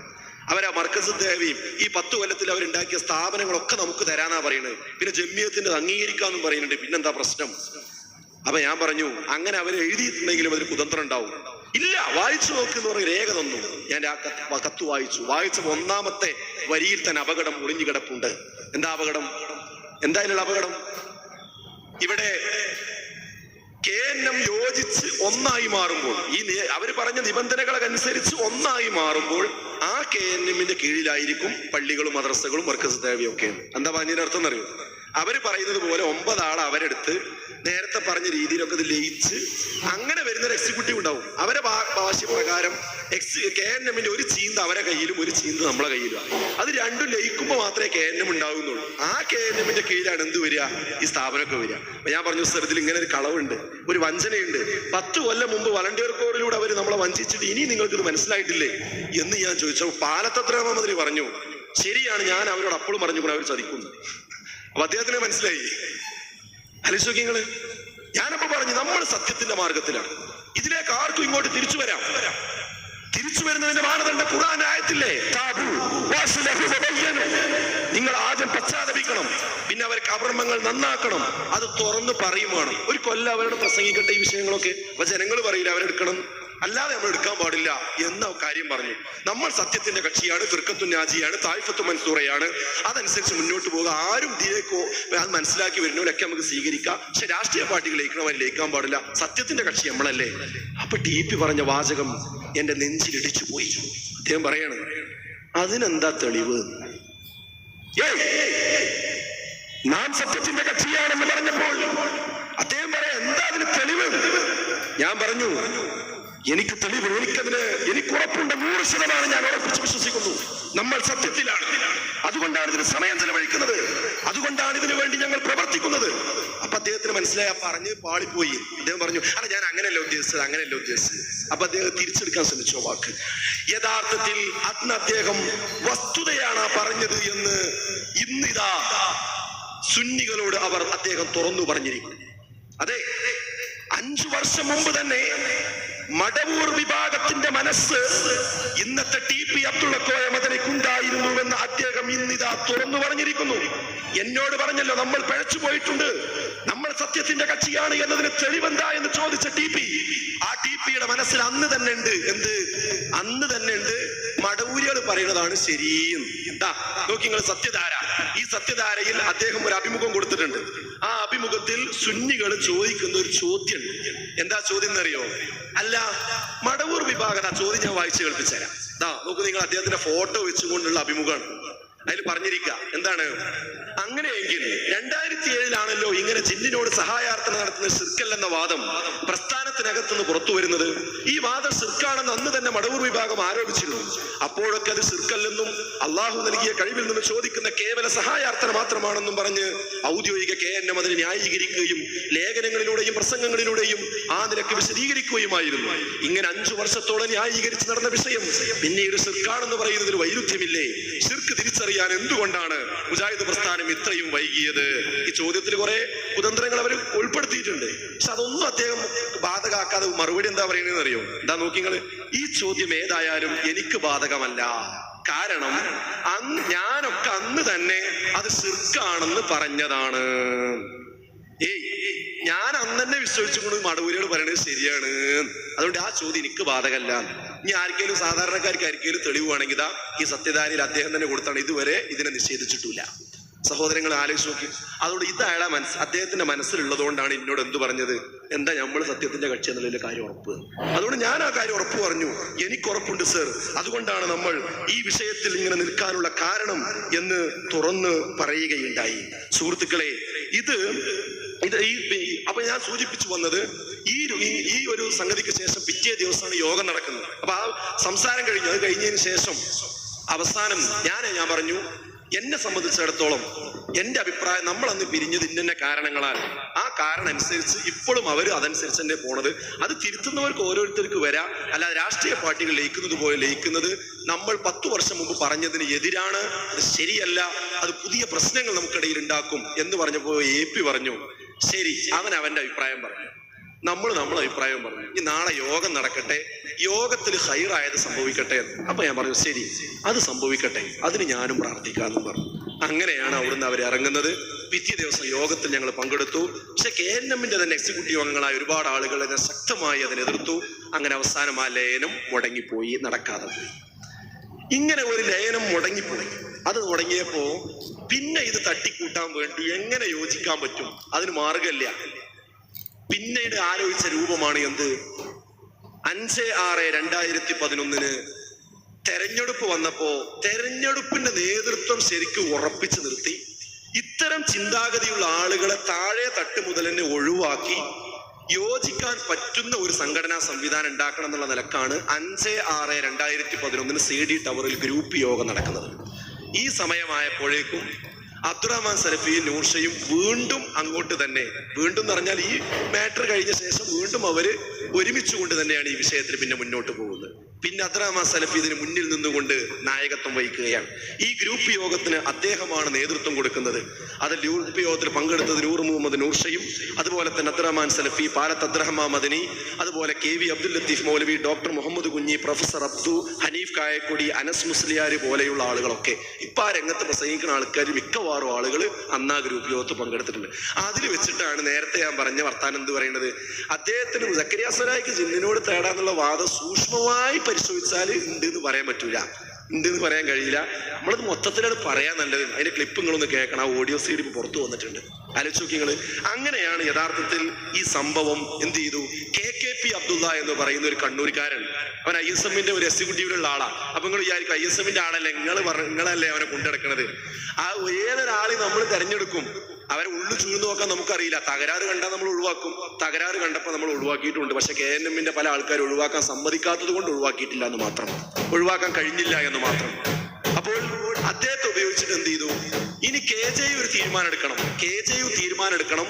അതുപോലെ തന്നെ KNM തീരുമാനം എടുക്കണം. എന്ത്, ഇത്ര ആൾക്കാരെ പുറത്താക്കാൻ വേണ്ടിയിട്ട്. പുറത്താക്കണമെങ്കിൽ എന്തുവാണ്, KJUവിലെ പണ്ഡിതന്മാർക്ക് ഈ വിഷയത്തിൽ ഒരു ധാരണ കൊടുക്കണം. എന്ത്, ജിന്നിനോട് പ്രാർത്ഥിക്കാൻ സഹായം തേടാന്നൊക്കെ പറയുന്ന ആൾക്കാർ ഇവിടെ ഉണ്ട്, മന്ത്രവാദം നടത്തുന്ന ആൾക്കാർ ഇവിടെ ഉണ്ട്, അതിക്ക് പോയ ആൾക്കാരുണ്ട് എന്ന് പണ്ഡിതന്മാരെ തെറ്റിദ്ധരിപ്പിക്കണം. അതിനുവേണ്ടി മടവൂർ വിഭാഗം നേരത്തെ ഉണ്ടാക്കിയ ക്ലിപ്പുകൾ ഉണ്ടായിരുന്നു. അതിനൊക്കെ നമ്മൾ മറുപടി പറഞ്ഞതാണ്. ഈ അനസ് മൗലവി അടക്കം മറുപടി പറഞ്ഞതാണ്.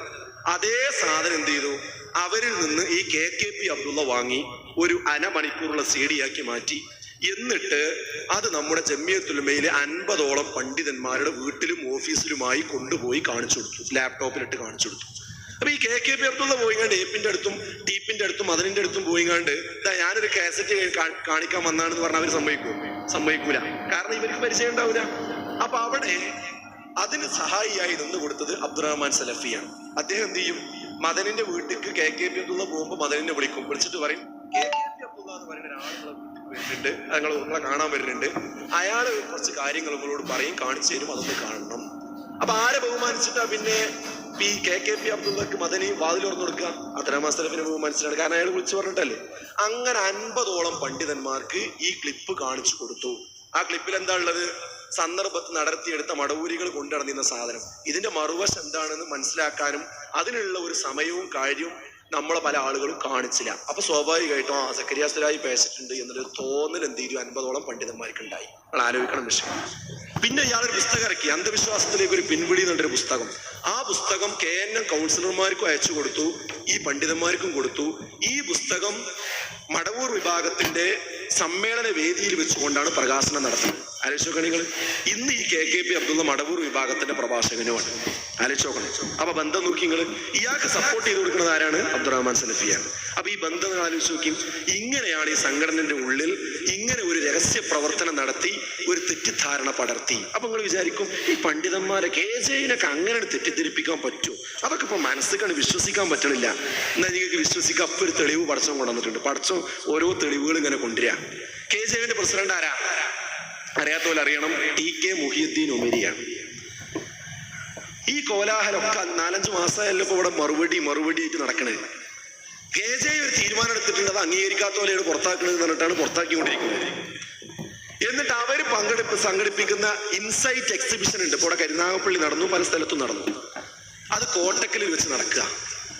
അത് നടക്കുമ്പോ TK മുഹിയുദ്ദീൻ ഉമരി KJന്റെ പ്രസിഡന്റിന്റെ മകൻ അത് കാണാൻ വേണ്ടിങ്ങാണ്ട് കോട്ടക്കൽ വരുമ്പോ വാപ്പ പറഞ്ഞു ഞാനും ഉണ്ട്. അപ്പൊ മകൻ പറഞ്ഞു അത് ഞങ്ങളെ പരിപാടിയാണ്, നിങ്ങൾ KJന്റെ പ്രസിഡന്റ് അല്ലേ. അത് അപ്പൊ അദ്ദേഹം പറഞ്ഞു ഖുർആന്റെ എക്സിബിഷൻ അല്ല, ഇതൊന്നും കുഴപ്പമില്ല. ആലോചിക്കണം, കൊല്ലം ജില്ലക്കാരോട് ഇരിക്കുന്നുണ്ട്. കൊല്ലത്ത് ഇൻസൈറ്റ് നടന്നപ്പോ കോർട്ട് പോയി ഇൻസൈറ്റ് എന്നുള്ള പേര് ഉപയോഗിക്കാൻ പാടില്ല എന്ന് കേസ് കൊടുത്ത് 10-40,000 രൂപ ചെലവാക്കിയതാണ്. അങ്ങനെ പിന്നാലെ കൂടുന്ന വിഷയ. അതൊന്നും ഈ ആൾക്കറിയില്ല. എന്നിട്ട് അദ്ദേഹം അവിടെ എന്ത് ചെയ്തു, വന്നു എന്ന് മാത്രമല്ല വേദിയിൽ കയറിയിരുന്നു. പത്രത്തിൽ ആ വാർത്ത വന്നു, പടം വന്നു. ഇത് ആളുകളൊക്കെ മെസ്സേജ് ആയിട്ട് പല സ്ഥലത്തും അറിഞ്ഞു. അപ്പൊ അന്ന് കടപ്പുറത്ത് ഇവരെ പരിപാടി നടക്കുന്നുണ്ട്. അവർക്ക് ഭയങ്കര ബേജാറായി. ഇത് ആൾക്കാരറിഞ്ഞ മോശമല്ലേ, കാരണം ഈ ജമിയത്തുലമയുടെ പ്രസിഡന്റിന് നടപടി എടുക്കേണ്ടി വരും. ഇതിന് പോയിന് ഭയങ്കര പ്രശ്നമല്ലേ. അപ്പൊ എന്ത് ചെയ്തു, ആളെ വിട്ട് പെട്ടെന്ന് ഇദ്ദേഹത്തെ അങ്ങോട്ട് കൊണ്ടുപോയി. എന്നിട്ട് അവിടെ എത്തിയിട്ട് നിങ്ങൾ ആ ക്ലിപ്പ് കണ്ടാൽ മനസ്സിലാവും. ചുറ്റോറോ ആൾക്കാർ നിന്നിട്ട് ഇദ്ദേഹത്തിനെ കൊണ്ട് ഓരോന്നും ഇങ്ങനെ പറയിപ്പിക്കുക. സക്കരിയ സലാഹി പേച്ച് പോയിട്ട് പറയിപ്പിക്കുകയാണ്. എന്നിട്ട് പറഞ്ഞു മുഴുവനാകാത്തത് ബാക്കി അദ്ദേഹത്തിന് പറയാനുള്ളത് പറഞ്ഞാൽ അബ്ദുറഹ്മാൻ സലഫി പിന്നെ വായിക്കണേ, അദ്ദേഹത്തിന്റെ ബാക്കി വായിക്കണേ. നിങ്ങൾ ആലോചിച്ച് നോക്കുക. നിങ്ങൾ അവിടെ പറയണെന്ത്, KJന്റെ പണ്ഡിതൻ ഇവിടെ നിലപാട് വ്യക്തമാക്കിയിരിക്കുന്നു. അതിന് മനസ്സിലായില്ലേ? ഇതുവരെ KJന്റെ പണ്ഡിതൻ നിലപാട് വ്യക്തമാക്കിയിട്ടില്ല. പ്രസിഡന്റ് ഇതുവരെ നിലപാട് വ്യക്തമാക്കിയിട്ടില്ല, അവിടുന്ന് വ്യക്തമാക്കണത്. അപ്പൊ പ്രസിഡന്റ് പോലും അറിയാതെയാണ് എന്ത് ചെയ്യുന്നത്, ഈ തീരുമാനങ്ങളൊക്കെ എടുത്തിട്ടുള്ളത്. നിങ്ങളൊന്ന് ആലോചിച്ച് നോക്കാൻ നിങ്ങൾ. പിന്നെ മാത്രമല്ല പറയാണ്, തെറ്റിദ്ധരിപ്പിച്ചുകൊണ്ടാണ് കൊണ്ടായത് മകനെ. യഥാർത്ഥത്തിൽ മകൻ തെറ്റിദ്ധരിപ്പിച്ചു കൊണ്ടായതൊന്നല്ല, പക്ഷെ തെറ്റിദ്ധരിപ്പിച്ചു കൊണ്ടായതാണ്. അപ്പൊ അങ്ങനെ പോയി, അത് തെറ്റിദ്ധരിച്ചുകൊണ്ടാണ്, അങ്ങനെ തെറ്റിദ്ധാരണയിൽ വീണ ആളാണ് എന്നാണ് സലഫി അദ്ദേഹത്തെ പറ്റി പറയുന്നത്. അപ്പൊ അങ്ങനെ ഈ സാധുക്കളായ പണ്ഡിതന്മാരെയൊക്കെ തെറ്റിദ്ധരിപ്പിച്ച് ഇങ്ങനെയുള്ള ക്ലിപ്പുകളൊക്കെ കാണിച്ചു കൊടുത്ത് അങ്ങനെ കൃത്രിമമായി ഉണ്ടാക്കിയ ഒരു തീരുമാനമാണ് യഥാർത്ഥത്തിൽ ഇത് എന്നതിന്റെ തെളിവാണ് ഈ കാണുന്ന സംഗതികൾ എന്ന് നിങ്ങൾ മനസ്സിലാക്കേണ്ടതുണ്ട്. അപ്പൊ സുഹൃത്തുക്കളെ, ഇവിടെ വിഷയം എന്താന്ന് ചോദിച്ചാൽ, സുന്നികളും ജമാഅത്തേരുമിലൊക്കെ ഇതിൽ നിന്ന് ഇറങ്ങിപ്പോയപ്പോഴും അവരെ രാഷ്ട്രീയ ഭാഷ രൂപത്തിൽ ലയിക്കാൻ വേണ്ടി നമ്മൾ ആരും പിന്നാലെ നടന്നിട്ടില്ല, ഇങ്ങോട്ട് ഒരു വന്നിട്ടുമില്ല. എന്നാൽ ഇതെന്ത് സംഭവിച്ചു? ഇപ്പൊ അവരെ തന്നെ തിരിച്ചു വിളിക്കാനും അങ്ങനെ മുന്നോട്ട് പോകാനുള്ള ഒരു ശ്രമം നമ്മുടെ നേതൃതലത്തിൽ നിന്ന് തന്നെ ഉണ്ടായി. അതിന് പറ്റില്ല എന്ന് പറയുന്ന യഥാർത്ഥ സലഫിയത്തിനെ ഇഷ്ടപ്പെടുന്ന ശരിയായ സലഫി മാർഗത്തിലൂടെ സ്വഹീഹായ ഹദീസുകൾ, മുത്തഫക്കുൻ അലൈഹിയായ ഹദീസുകൾ മുഴുവനും അംഗീകരിക്കണം, അത് ജീവിതത്തിൽ പകർത്തണം എന്ന് ആത്മാർത്ഥമായി വിശ്വസിക്കുന്ന ആളുകളെ ഈ പ്രസ്ഥാനത്തിൽ നിന്ന് ഒഴിവാക്കാൻ ചില ഗൂഢമായ തന്ത്രങ്ങൾ ആവിഷ്കരിച്ചു. അതാണ് ഇന്ന് മുജാഹിദ് പ്രസ്ഥാനത്തിൽ സംഭവിച്ചിരിക്കുന്നത് എന്ന് നിങ്ങൾ മനസ്സിലാക്കേണ്ടതുണ്ട്. സഹോദരങ്ങളെ, ഇവിടെ ISM-നെയും MSM-നെയും ഒക്കെ പിരിച്ചുവിട്ട വിഷയങ്ങളൊക്കെ നോക്കിയാൽ തന്നെ ഈ കാര്യം നമുക്ക് മനസ്സിലാക്കാൻ പറ്റും. കാരണം ഒരു കുറ്റവും ഞങ്ങൾ ആരും ചെയ്തിട്ടില്ല, അതിന് കാരണം എന്താ അറിയാം? തെളിവ് ഒരുപാട് തെളിവുകൾ. ഒരു പ്രധാന തെളിവാണെന്ത്? ഞങ്ങൾക്കൊരു കുറ്റപത്രവും തന്നിട്ടില്ല. കുറ്റം ചെയ്തിക്കണെങ്കിൽ കുറ്റപത്രം തരൂലേ? അല്ലേ? കുറ്റപത്രം തന്നാലൊക്കെ കുറ്റാണ് നല്ല പറഞ്ഞതിനർത്ഥം. പക്ഷെ എന്നാലും തരൂലേ? ഒരു കുറ്റപത്രം തരാൻ പോലുമുള്ള, അതിലെഴുതാൻ പോലുമുള്ള വരികൾ പോലും ഞങ്ങളെ ഭാഗത്തുണ്ടായിട്ടില്ല. അതുകൊണ്ട് തന്നെ ഞങ്ങളെ പുറത്താക്കി എന്ന് അറിയുന്നത് എവിടുന്നാണ് അറിയോ? മാധ്യമം പത്രത്തിൽ നിന്നാണ്. അല്ലാതെ ഒരു 50 പൈസന്റെ അല്ലെങ്കിൽ 75 പൈസന്റെ കാർഡിലോ കത്തിലോ പോലും നിങ്ങൾക്ക് ഇന്ന തകരാറുണ്ട്, അതുകൊണ്ട് നിങ്ങൾ ഇവിടെ ഹാജരാകണം, എന്നിട്ട് വിശദീകരണം പറയണം എന്ന് പറഞ്ഞിട്ടില്ല. മുമ്പ് വടവൂർ വിഭാഗത്തിന്റെ ISM-ന്റെ നടപടി എടുത്ത സമയത്ത് 35 ആൾക്ക് നടപടി എടുത്തപ്പോൾ അന്വേഷണ കമ്മീഷൻ വെച്ചു, പല പ്രാവശ്യം വിളിച്ചു, മറുപടി വാങ്ങി, രേഖാമൂലം എല്ലാ സ്റ്റെപ്പും പൂർത്തീകരിച്ചിട്ടല്ലേ ചെയ്ത്. അങ്ങനെ ഒന്നും ചെയ്തിട്ടില്ല. ഞങ്ങൾ അറിയുന്നത് തന്നെ നിങ്ങളൊക്കെ അറിയണ മാതിരി പത്രത്തിൽ നിന്ന്. അപ്പൊ ഞങ്ങൾ ആരും ഒരു കുറ്റവും ചെയ്തിട്ടില്ല എന്നുള്ളത് ആ വിഷയത്തിൽ തന്നെ യഥാർത്ഥത്തിൽ മനസ്സിലാക്കാൻ പറ്റും. പിന്നെ സ്വാഭാവികമായിട്ടും ഇപ്പോ ISM-നെയും MSM-നെയും സംബന്ധിച്ചിടത്തോളം അത് ഭരണഘടനാപരമായി തെരഞ്ഞെടുക്കപ്പെട്ട ഒരു ബോഡിയാണ്. ഏകകണ്ഠമായിട്ട് അതിന്റെ തെരഞ്ഞെടുപ്പ് ISM-ന് നടന്നിട്ടുള്ളത്, MSM-ന് നടന്നത്. ഒരു കുട്ടി പോലും അതിന് എതിർപ്പ് പറഞ്ഞിട്ടില്ല. ഒരൊറ്റ പാനലാണ് ISM-ന്റെ തെരഞ്ഞെടുപ്പിൽ വന്നത്. 15 മിനിറ്റ് സമയം കൊടുത്തു. ഇനി ആർക്കെങ്കിലും പാനൽ കൊണ്ടുവരാനുണ്ടോ? ആരും പാനൽ കൊണ്ടുവന്നില്ല. ഏകകണ്ഠമായി തക്ബീർ ചൊല്ലിക്കൊണ്ട് ആ കൗൺസിൽ അത് അംഗീകരിച്ചു. അങ്ങനെ വന്നൊരു കമ്മിറ്റിയാണ് ഞങ്ങള്. അതുകൊണ്ട് തന്നെ ആ ISM-ന്റെ കൗൺസിൽ കൂടിയിട്ട് ഞങ്ങൾ ആരും പുറത്താക്കിയിട്ടില്ല. അപ്പൊ ISM ഭരണഘടന വെച്ചെങ്ങാണ്ട് ഇത് പുറത്താക്കിയിട്ടില്ല. ഇനി KNM ഭരണഘടന വെച്ചാണ് പുറത്താക്കേണ്ടതെങ്കിൽ അതിന്റെ നടപടിക്രമങ്ങൾ കുറെ പാലിക്കേണ്ടതുണ്ട്. ഒരു കത്ത് പോലും ഞങ്ങൾക്ക് തന്നിട്ടില്ല. അപ്പൊ ആ ഭരണഘടന വെച്ചെടുത്ത തീരുമാനവും ഭരണഘടന വിധേയമല്ല. പിന്നെ അതിനുശേഷം ഉള്ള കാര്യം എന്ന് പറയുന്നത് ഇപ്പൊ നമ്മള് പത്രത്തിൽ നിന്നും ഒക്കെ അറിയുന്നു, KNM-ന്റെ കൗൺസിലർമാർ തന്നെ KNM-ന്റെ കൗൺസിലിന് എതിരിൽ കേസ് കൊടുത്തിട്ടുണ്ട്. അതിൽ വിധി വന്നിട്ടുണ്ട്. ആ വിധി പ്രകാരം ഇപ്പോൾ സംസ്ഥാന പ്രസിഡന്റായ TP അബ്ദുള്ള കോയ മദനിക്ക് സംസ്ഥാന കൗൺസിലിൽ പ്രവേശിക്കാൻ പാടില്ല എന്നാണ്. ISM-നെ സംബന്ധിച്ചിടത്തോളം അതിനെ പിരിച്ചുവിട്ടു എന്ന് പറയുന്നത് ISM ഭരണഘടന അനുസരിച്ചും ശരിയല്ല, KNM ഭരണഘടന അനുസരിച്ചും ശരിയല്ല. അതോടൊപ്പം തന്നെ നേരത്തെ ഞാൻ സൂചിപ്പിച്ച പോലെ ഇപ്പോ ആ നടപടി എടുത്തു എന്ന് പറയുന്ന ആ കമ്മിറ്റി തന്നെ ഇൻവാലിഡായി തെരഞ്ഞെടുക്കപ്പെട്ടതാണ് എന്ന് കോടതി വിധി നിലനിൽക്കുകയാണ്. ആ വിധിക്കെതിരിൽ അവർ ചില തെരഞ്ഞെടുപ്പുകൾ നടത്തിയില്ല. ഒരു വിധി കോടതിയിൽ നിന്ന് വന്നാൽ ഒന്നുകിൽ വിധി അംഗീകരിക്കുക അല്ലെങ്കിൽ എതിർക്കുക, രണ്ടിലൊന്നേ ചെയ്യാൻ പാടുള്ളൂ. പക്ഷെ ഇവിടെ ചെയ്തിരിക്കുന്നത് എന്താ അറിയോ? അപ്പീല് പോയി. എന്താ അതിന്റെ അർത്ഥം? ഞങ്ങൾ നേരത്തെ തെരഞ്ഞെടുത്ത് ശരിയാണ്, ഒരു കുഴപ്പമില്ല എന്ന് പറഞ്ഞ് അപ്പീല് പോയി. ഉടനെ തന്നെ തെരഞ്ഞെടുപ്പ് നടത്തി. അതിന്റെ അർത്ഥം എന്താ? നേരത്തെ തെരഞ്ഞെടുത്തത് ശരിയല്ല, അതുകൊണ്ടാണ് ഞങ്ങൾ തെരഞ്ഞെടുപ്പ് നടത്തിയത്. ഈ രണ്ട് നിലപാട് സ്വീകരിച്ചിട്ടുണ്ട്. അത് ഇനി കോടതിന്റെ മുമ്പിൽ ചെന്ന് കോടതി അംഗീകരിക്കുകയാണെങ്കിൽ മാത്രമേ ഇത് നിലവിൽ വരുള്ളൂ. ഇപ്പൊ ആ വിധി നിലനിൽക്കുന്നുണ്ട്. അതുകൊണ്ട് തന്നെ ആ KNM-ന്റെ എക്സിക്യൂട്ടീവ് തന്നെ ഇപ്പോൾ ഭരണഘടനയ്ക്ക് വിധേയമല്ലാത്ത രീതിയിലാണുള്ളത്. അതുകൊണ്ട് എടുത്തിരിക്കുന്ന നടപടിക്രമങ്ങളൊക്കെ ഇപ്പോൾ അസാധുവായിരിക്കുകയാണ്. അതുകൊണ്ട് ഓരോരുത്തരും, ഞാൻ ISM-ന്റെ പ്രസിഡന്റാണ്, അതുപോലെ തന്നെ ഇവിടെ ഇരിക്കുന്ന ഓരോരുത്തരും, നേരത്തെ മുബാറക് സാഹിബ് സംസാരിച്ച അദ്ദേഹം KJU-ന്റെ ആളാണ്, സക്കരിയ സ്വലാഹിദിന്റെ ആളാണ്. എല്ലാവരും KNM-ന്റെ ISM-ന്റെ ഒക്കെ ആളുകൾ തന്നെയാണ്. നേരെ മുന്നോട്ട് പോകുന്നു. അത് കോടതിയുടെ വിധി വരുന്നതിനനുസരിച്ച് എന്ത് ചെയ്യും? ആ കാര്യങ്ങൾ മുന്നോട്ട് പോകും. അപ്പൊ പ്രസ്ഥാനത്തെ സംബന്ധിച്ചിടത്തോളം ചില ആൾക്കാർ പ്രശ്നങ്ങൾ ഉണ്ടാക്കാൻ ശ്രമിച്ചു. ആ കുതന്ത്രങ്ങൾ അള്ളാന്റെ തൗഫീഖോട് കൂടി പൊളിഞ്ഞുകൊണ്ടിരിക്കുന്നു. അത് നിയമപരമായും പൊളിഞ്ഞുകൊണ്ടിരിക്കുന്നു, ആശയപരമായും പൊളിഞ്ഞുകൊണ്ടിരിക്കുന്നു, കളവുകൾ പൊളിഞ്ഞുകൊണ്ടിരിക്കുന്നു. അപ്പൊ ഇനി ശക്തമായി ദഅവാ പ്രവർത്തനങ്ങളുമായി നമ്മൾ മുന്നോട്ട് പോയാൽ മാത്രം മതി. ഇവിടെ ISMനെയും MSMനെയും തമ്മിൽ തെറ്റിക്കുന്നതിന് വേണ്ടി, ISMൽ തന്നെ വിഭാഗീയത ഉണ്ടാക്കുന്നതിന് വേണ്ടി ഒരുപാട് പരിശ്രമങ്ങൾ ഇവിടെ നടന്നു പോയിട്ടുണ്ട്. അതിന്റെ സമയം അനുവദിക്കാത്തത് കൊണ്ട് എനിക്ക് പറയാൻ ഇവിടെ സമയമില്ലാത്തത് കൊണ്ട് ഞാനത് ആ ഭാഗത്തേക്ക് കടന്നു പോകുന്നില്ല. ഏതായിരുന്നാലും ISMനെയും MSMനെയും ISMന്റെ ഇടയിൽ തന്നെ ഭിന്നിപ്പുണ്ടാക്കാൻ വേണ്ടി 2012 സെപ്റ്റംബർ 24 ജാമിയ നദിവയിൽ ഗ്രൂപ്പ് യോഗം നടന്നു. അഹമ്മദ് അനസ് മൗലവി അതിൽ പങ്കെടുത്തിട്ടുണ്ട്. 2012 സെപ്റ്റംബർ 30 ജാമിയയിൽ വീണ്ടും ഗ്രൂപ്പ് യോഗം നടന്നു. അതിൽ അബ്ദുറഹ്മാൻ സലഫി പങ്കെടുത്തിട്ടുണ്ട്. എന്നാൽ ISMന്റെ കൗൺസിലിൽ ബഹളമുണ്ടാക്കണം, കുഴപ്പമുണ്ടാക്കണം എന്ന രീതിയിൽ അതിന് ആസൂത്രണം ചെയ്യാൻ അദ്ദേഹം തന്നെ നേതൃത്വം കൊടുക്കുകയും പ്രശ്നങ്ങൾ ഉണ്ടാക്കുകയും ഒക്കെ ചെയ്തിട്ടുണ്ട്. അങ്ങനെ ISMകാരെ തമ്മിൽ തെറ്റിപ്പിക്കുവാനുള്ള പരിശ്രമങ്ങൾ വരെ ഇതിന്റെ ഇടയിലൊക്കെ ഉണ്ടായിട്ടുണ്ട്. അതൊന്നും ഞങ്ങൾ ആരോടും ആ സമയത്ത് പറഞ്ഞിട്ടില്ല. ഇപ്പൊ പറയാൻ കാരണം എന്താ അറിയോ? പല ആരോപണങ്ങളും അവർ ഉതിർത്തു വിടുന്നത് കൊണ്ട് മാത്രമാണ് ആ കാര്യങ്ങൾ സൂചിപ്പിക്കാൻ. ഒരു കാര്യം ഉറപ്പ്, ISMന്റെ തെരഞ്ഞെടുപ്പുമായി ബന്ധപ്പെട്ട് എന്തെങ്കിലും ഒരു മോശമായ ഇടപെടലോ കാര്യങ്ങളോ ഞാൻ നടത്തി അല്ലെങ്കിൽ ഞങ്ങൾ ആരെങ്കിലും നടത്തി ആർക്കും തെളിയിക്കാൻ കഴിയില്ല. ചില ആൾക്കാർ പറയുന്നുണ്ട് ഓക്കെ നോട്ട് ഓക്കെ എന്നൊക്കെ പറഞ്ഞ് വേർതിരിച്ച് ഞാൻ അങ്ങനെ എഴുതി പോയിട്ടുണ്ട്. ഒരു കാര്യം ഉറപ്പ് പറയാം, എന്റെ കൈ കൊണ്ട് ഞാൻ ആ കാര്യം നിർവഹിച്ചിട്ടില്ല. നിങ്ങൾക്ക് എവിടെയും അത് തെളിയിക്കാൻ കഴിയില്ല. ഇനി നിങ്ങൾ ആ പറഞ്ഞു നടക്കണ ആ ഒരു കോപ്പി നിങ്ങൾ കൊണ്ടുവന്ന് കാണിച്ചു തരും. ഓഫീസിൽ നിന്ന് ഒരു കടലാസ് കിട്ടിയെന്നാ, ഓഫീസിൽ എന്തൊക്കെ കടലാസുകൾ ഉണ്ടാവും, ആ കിട്ടിയ കടലാസ് എന്താന്ന് ഞങ്ങൾ കാണിച്ചു തന്നാൽ അതിൽ എഴുതിയ കാര്യം പരിശോധിച്ചിട്ട് എന്താണെന്നുള്ള വിഷയം, അതെന്താണ് എഴുതിയത്, ആരാണ് എഴുതിയത്, ഞങ്ങൾ എഴുതിയതാണോ എന്ന് പറയാൻ പറ്റും. ഒരു കാര്യം ഉറപ്പാണ്, ISMകാരെ തമ്മിൽ ഭിന്നിപ്പിക്കാൻ വേണ്ടിയുള്ള 2 ഗ്രൂപ്പ് യോഗങ്ങളും എറണാകുളത്ത് ഗ്രൂപ്പ് യോഗം തീർന്നു. ഇവിടുന്ന് പല ആൾക്കാരും അതിന് പോയിട്ടുണ്ട്. അങ്ങനെയുള്ള പരിശ്രമങ്ങൾ നടന്നപ്പോ അതിനെ നേരിടാൻ വേണ്ടി, അതിനെ ചെറുക്കാൻ വേണ്ടി ശ്രമിച്ചിട്ടുണ്ട് എന്നല്ലാതെ ഒരിക്കലും തന്നെ ഈ പ്രസ്ഥാനത്തിൽ വിള്ളലുണ്ടാക്കാനോ കുഴപ്പമുണ്ടാക്കാനോ ഇലക്ഷനിൽ ഇടപെടുവാനോ വേണ്ടി ഒരു പരിശ്രമവും ഞങ്ങളുടെ ഭാഗത്തുനിന്നുണ്ടായിട്ടില്ല എന്ന് മാത്രമേ ആ കാര്യത്തിൽ സൂചിപ്പിക്കാനുള്ളൂ. ഇനി നിങ്ങൾ പറയുന്നത് എന്താണെങ്കിലും അത് ഞാൻ എഴുതി എന്റെ കൈയക്ഷരമാണെന്നാണ് പറഞ്ഞ് പ്രചരിപ്പിക്കുന്നത്. ഒരിക്കലും അത് നിങ്ങൾക്ക് തെളിയിക്കാൻ കഴിയില്ല എന്നുകൂടി ഞാൻ ആ കൂട്ടത്തിൽ സൂചിപ്പിക്കുകയാണ് സഹോദരങ്ങളെ. അതുകൊണ്ട് ഞാൻ വിശദമായി സംസാരിക്കുന്നില്ല, അവസാനിപ്പിക്കുകയാണ്. ഇവിടെ ഒരു കാര്യം മാത്രം, ഇത് ആ സംഘടന പറഞ്ഞത് അന്ധമായി അങ്ങനെ അങ്ങ് വിശ്വസിച്ചു പോകുന്ന ആരെങ്കിലും ഉണ്ടെങ്കിൽ ഞാൻ 2-3 കാര്യങ്ങൾ പറയാം. ഇത് നിങ്ങൾ മനസ്സിലുണ്ടാകണം. ഇതിനൊരു വിശദീകരണങ്ങളൊന്ന് അന്വേഷിച്ചു കൊണ്ടുവരണം എന്നാണ് എനിക്ക് പറയാനുള്ളത്. ഒന്നെന്താ അറിയോ, ഇവിടെ പറഞ്ഞ കാര്യം ഇപ്പോഴും തെളിഞ്ഞിട്ടില്ല. എന്താ പറഞ്ഞ കാര്യം? ജിന്നുകളോട് പ്രാർത്ഥിക്കാമെന്ന് പറയുന്ന ഒരു വിഭാഗം ഇവിടെ ഉണ്ട് എന്ന് ഈ നേരത്തെ പറഞ്ഞ അഭിമുഖത്തിൽ തന്നെ ഇതാ TP അബ്ദുള്ള കോയ മദനി സുന്നി പത്രത്തോട് പറഞ്ഞിരിക്കുന്നു.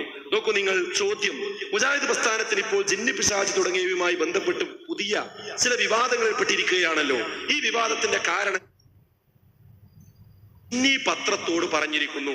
നോക്കൂ നിങ്ങൾ. ചോദ്യം: മുജാഹിദ് പ്രസ്ഥാനത്തിന് ഇപ്പോൾ ജിന്ന് പിശാച് തുടങ്ങിയവയുമായി ബന്ധപ്പെട്ട് പുതിയ ചില വിവാദങ്ങളിൽ പെട്ടിരിക്കുകയാണല്ലോ. ഈ വിവാദത്തിന്റെ കാരണങ്ങൾ എന്തൊക്കെയാണ്? കുറെ കാരണം പറഞ്ഞിട്ട് പ്രധാനമായി അദ്ദേഹം പറയുന്നത് നോക്കൂ നിങ്ങൾ. അദ്ദേഹം പറയാണ്, എന്നാൽ നമ്മളാരും ഇന്നുവരെ കേൾക്കാത്ത രീതിയിൽ പുതിയ വാദങ്ങൾ ഉന്നയിക്കുകയും ജിന്നുകളോട് പ്രാർത്ഥിക്കാമെന്നും അത് ശിർക്കാകുകയില്ലെന്നും അത് ഹറാമോ വസീലത്തു ശിർക്കോ മാത്രമാണോ എന്നൊക്കെ പറഞ്ഞ് വിഷയത്തിൽ ലഘൂകരിച്ചുകൊണ്ട് പ്രസ്ഥാനത്തിനകത്തുള്ള ചിലർ രംഗത്ത് വരികയാണ് ചെയ്തത്. ജിന്ന് സൃഷ്ടിയാണ്, സൃഷ്ടാവല്ല എന്നൊക്കെ പറഞ്ഞ് അദ്ദേഹം തുടരുകയാണ്. അതുകൊണ്ട് അവയുള്ള പ്രാർത്ഥന ശിർക്കുമാണ്. ഞാൻ ചോദിക്കട്ടെ, TP സുന്നികളോട് പറഞ്ഞല്ലോ, എവിടെയാണ് ജിന്നുകളോട് പ്രാർത്ഥിക്കാം എന്ന് ഏത് പണ്ഡിതനാണ്, മുജാഹിദ് പണ്ഡിതനാണ് പറഞ്ഞത്? എവിടെയാണ് എഴുതിയത്? ഇവര് സംഘടനയെ അങ്ങനെ അന്ധമായി അംഗീകരിക്കുന്ന ആരെങ്കിലും ഈ ശബ്ദം അടുത്തുനിന്നോ അകന്നോ കേൾക്കുന്നുണ്ടെങ്കിൽ ഒരു കാര്യങ്ങൾ അന്വേഷിച്ച് ഈ പറഞ്ഞതിന് എന്താണ് പ്രൂഫ്? എവിടെയാണ് തെളിവ്?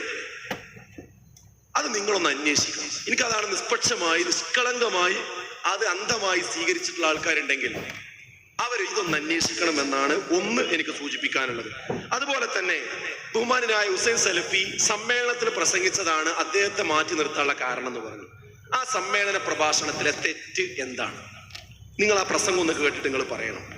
5/6/2011 നടന്ന യോഗത്തിൽ ആ ക്ലിപ്പ് അബ്ദുറഹ്മാൻ സലഫി പറഞ്ഞല്ലോ, ലാബ് ടെക്നീഷ്യന്റെ പണിയെടുക്കാൻ പോയാൽ അതിൽ തെറ്റുണ്ട് എന്ന് പറയാൻ കഴിയില്ല എന്ന് പറഞ്ഞില്ലേ? അത് നിഷേധിക്കാൻ കഴിയുമോ? അപ്പൊ അങ്ങനെ ഒരു തെറ്റില്ല എന്ന് അദ്ദേഹം പറഞ്ഞിട്ടുണ്ടെങ്കിൽ പിന്നെ എന്തിനാണ് ഈ പള്ളിയിൽ അടിപിടി ഉണ്ടാക്കുന്നത്? എന്തിനാ ആളുകൾ തമ്മിൽ തെറ്റണത്? എന്തിനാ കുഴപ്പമുണ്ടാക്കുന്നത്? എന്തിനാ പ്രശ്നം ഉണ്ടാക്കുന്നത്? ആ ഒരു യോഗത്തെ നിഷേധിക്കാൻ കഴിയുമോ? യോഗത്തിൽ പറഞ്ഞ കാര്യത്തെ നിഷേധിക്കാൻ കഴിയുമോ? മടവൂരികൾക്ക് CD കിട്ടി, സംയുക്ത കൗൺസിലിന്റെ CD ചോർന്ന് കിട്ടി, അത് ഇല്ല എന്ന് പറയാൻ കഴിയുമോ? KKP അബ്ദുള്ളയുമായുള്ള ബന്ധം നിഷേധിക്കാൻ കഴിയുമോ? വസീലത്തു ശിർക്ക് എന്ന് അനീഫ് കായക്കൊടി പ്രബന്ധത്തിൽ പറഞ്ഞത് ഇല്ല എന്ന് പറയാൻ കഴിയുമോ? അതുപോലെ തന്നെ നവപുരോഹിതനാണ് ഫൈസൽ മൗലവി എന്ന് പറഞ്ഞ, വ്യാഖ്യാനിച്ച, വിശദീകരിച്ച ആളുകൾ, അദ്ദേഹം അതിന് വിശദീകരണമായി അബ്ദുറഹ്മാൻ സലഫി തന്നെ ഈ വിഷയത്തിൽ എന്നോടൊരു സംവാദത്തിന് തയ്യാറുണ്ടോ? ആ സംവാദം ഇപ്പോഴും ഏറ്റെടുത്തിട്ടില്ല. കടപ്പുറത്ത് വെച്ച് എന്താ പറഞ്ഞത്? ഇതാ ഏറ്റെടുത്തിരിക്കുന്നു, ഇനി ഏറ്റെടുത്തില്ല എന്ന് പറയരുത് എന്നൊക്കെ പറഞ്ഞിട്ട് അവസാനം പറയണേ ജമിയത്തുൽ ഉലമ പറഞ്ഞയക്കണ ഒരാൾ വരും, അപ്പോഴും ഞാനില്ല. ഇനി ഞാൻ ചോദിക്കുകയാണ്, ഇനിയും അബ്ദുറഹ്മാൻ സലഫി അദ്ദേഹത്തിന്റെ വെല്ലുവിളി ഏറ്റെടുക്കാൻ ധൈര്യമുണ്ടോ? ഉണ്ടെങ്കിൽ ആ കാര്യം അംഗീകരിക്കണം, ആ കാര്യം പുറത്തു പറയേണ്ടതുണ്ട്. ISM-നെയും MSM-നെയും പുറത്താക്കിയ വിഷയം, അതിൽ ഞങ്ങൾക്ക് എന്തെങ്കിലും കത്തോ കടലാസോ തന്നോ? അത് തന്നിട്ടില്ല എന്ന് ഞങ്ങൾ പറയുന്നു. തന്നു എന്ന് തെളിയിക്കാൻ സാധിക്കുമോ? ISM-നെ പറ്റി തീവ്രവാദ ആരോപണം നടത്തിയ സർക്കുലർ നമ്മുടെ കയ്യിലുണ്ട്, അത് നടത്തിയിട്ടില്ല എന്ന് പറയാൻ കഴിയുമോ? 2009 സക്കരിയ സ്വലാഹിയെയും മുജാഹിദ് ബാലുശ്ശേരിയെയും പുറത്താക്കിയെന്ന് തേജസ്സിൽ വാർത്ത വന്നു. എല്ലാവരും വിളിച്ചു ചോദിച്ചപ്പോൾ പിറ്റേ ദിവസം നിഷേധക്കുറിപ്പ് കൊടുത്തു, അങ്ങനെ ഇല്ല എന്ന് പറഞ്ഞുകൊണ്ട്. എന്നാൽ യഥാർത്ഥത്തിൽ അന്ന് തീരുമാനമെടുക്കുകയും ജില്ലാ സെക്രട്ടറിമാരെ വിളിച്ചു പറയുകയും ചെയ്തിട്ടുണ്ട്.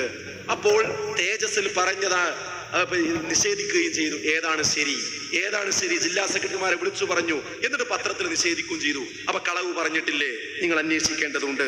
2012 ഓഗസ്റ്റ് 29, 30, സെപ്റ്റംബർ 1 തീയതികളിൽ സക്കരിയ സ്വലാഹിയെ പുറത്താക്കുന്നതിന് വേണ്ടി കോഴിക്കോട് മണ്ണിൽക്കടവ്, ജാമിയ നദിവിയ, അതുപോലെ ബുസ്താനിലും കയ്പമംഗലം, ഈ 3 സ്ഥലങ്ങളിൽ ഗ്രൂപ്പ് യോഗങ്ങൾ വിളിച്ച് സക്കരിയ മൗലവി ശിർക്കിലേക്ക് പോയിട്ടുണ്ട് എന്ന് ഗ്രൂപ്പ് യോഗത്തിലൂടെ പഠിപ്പിച്ച ശേഷം മാത്രമല്ലേ സംസ്ഥാന കൗൺസിലിൽ വെച്ചുകൊണ്ട് തീരുമാനം എടുത്തത്.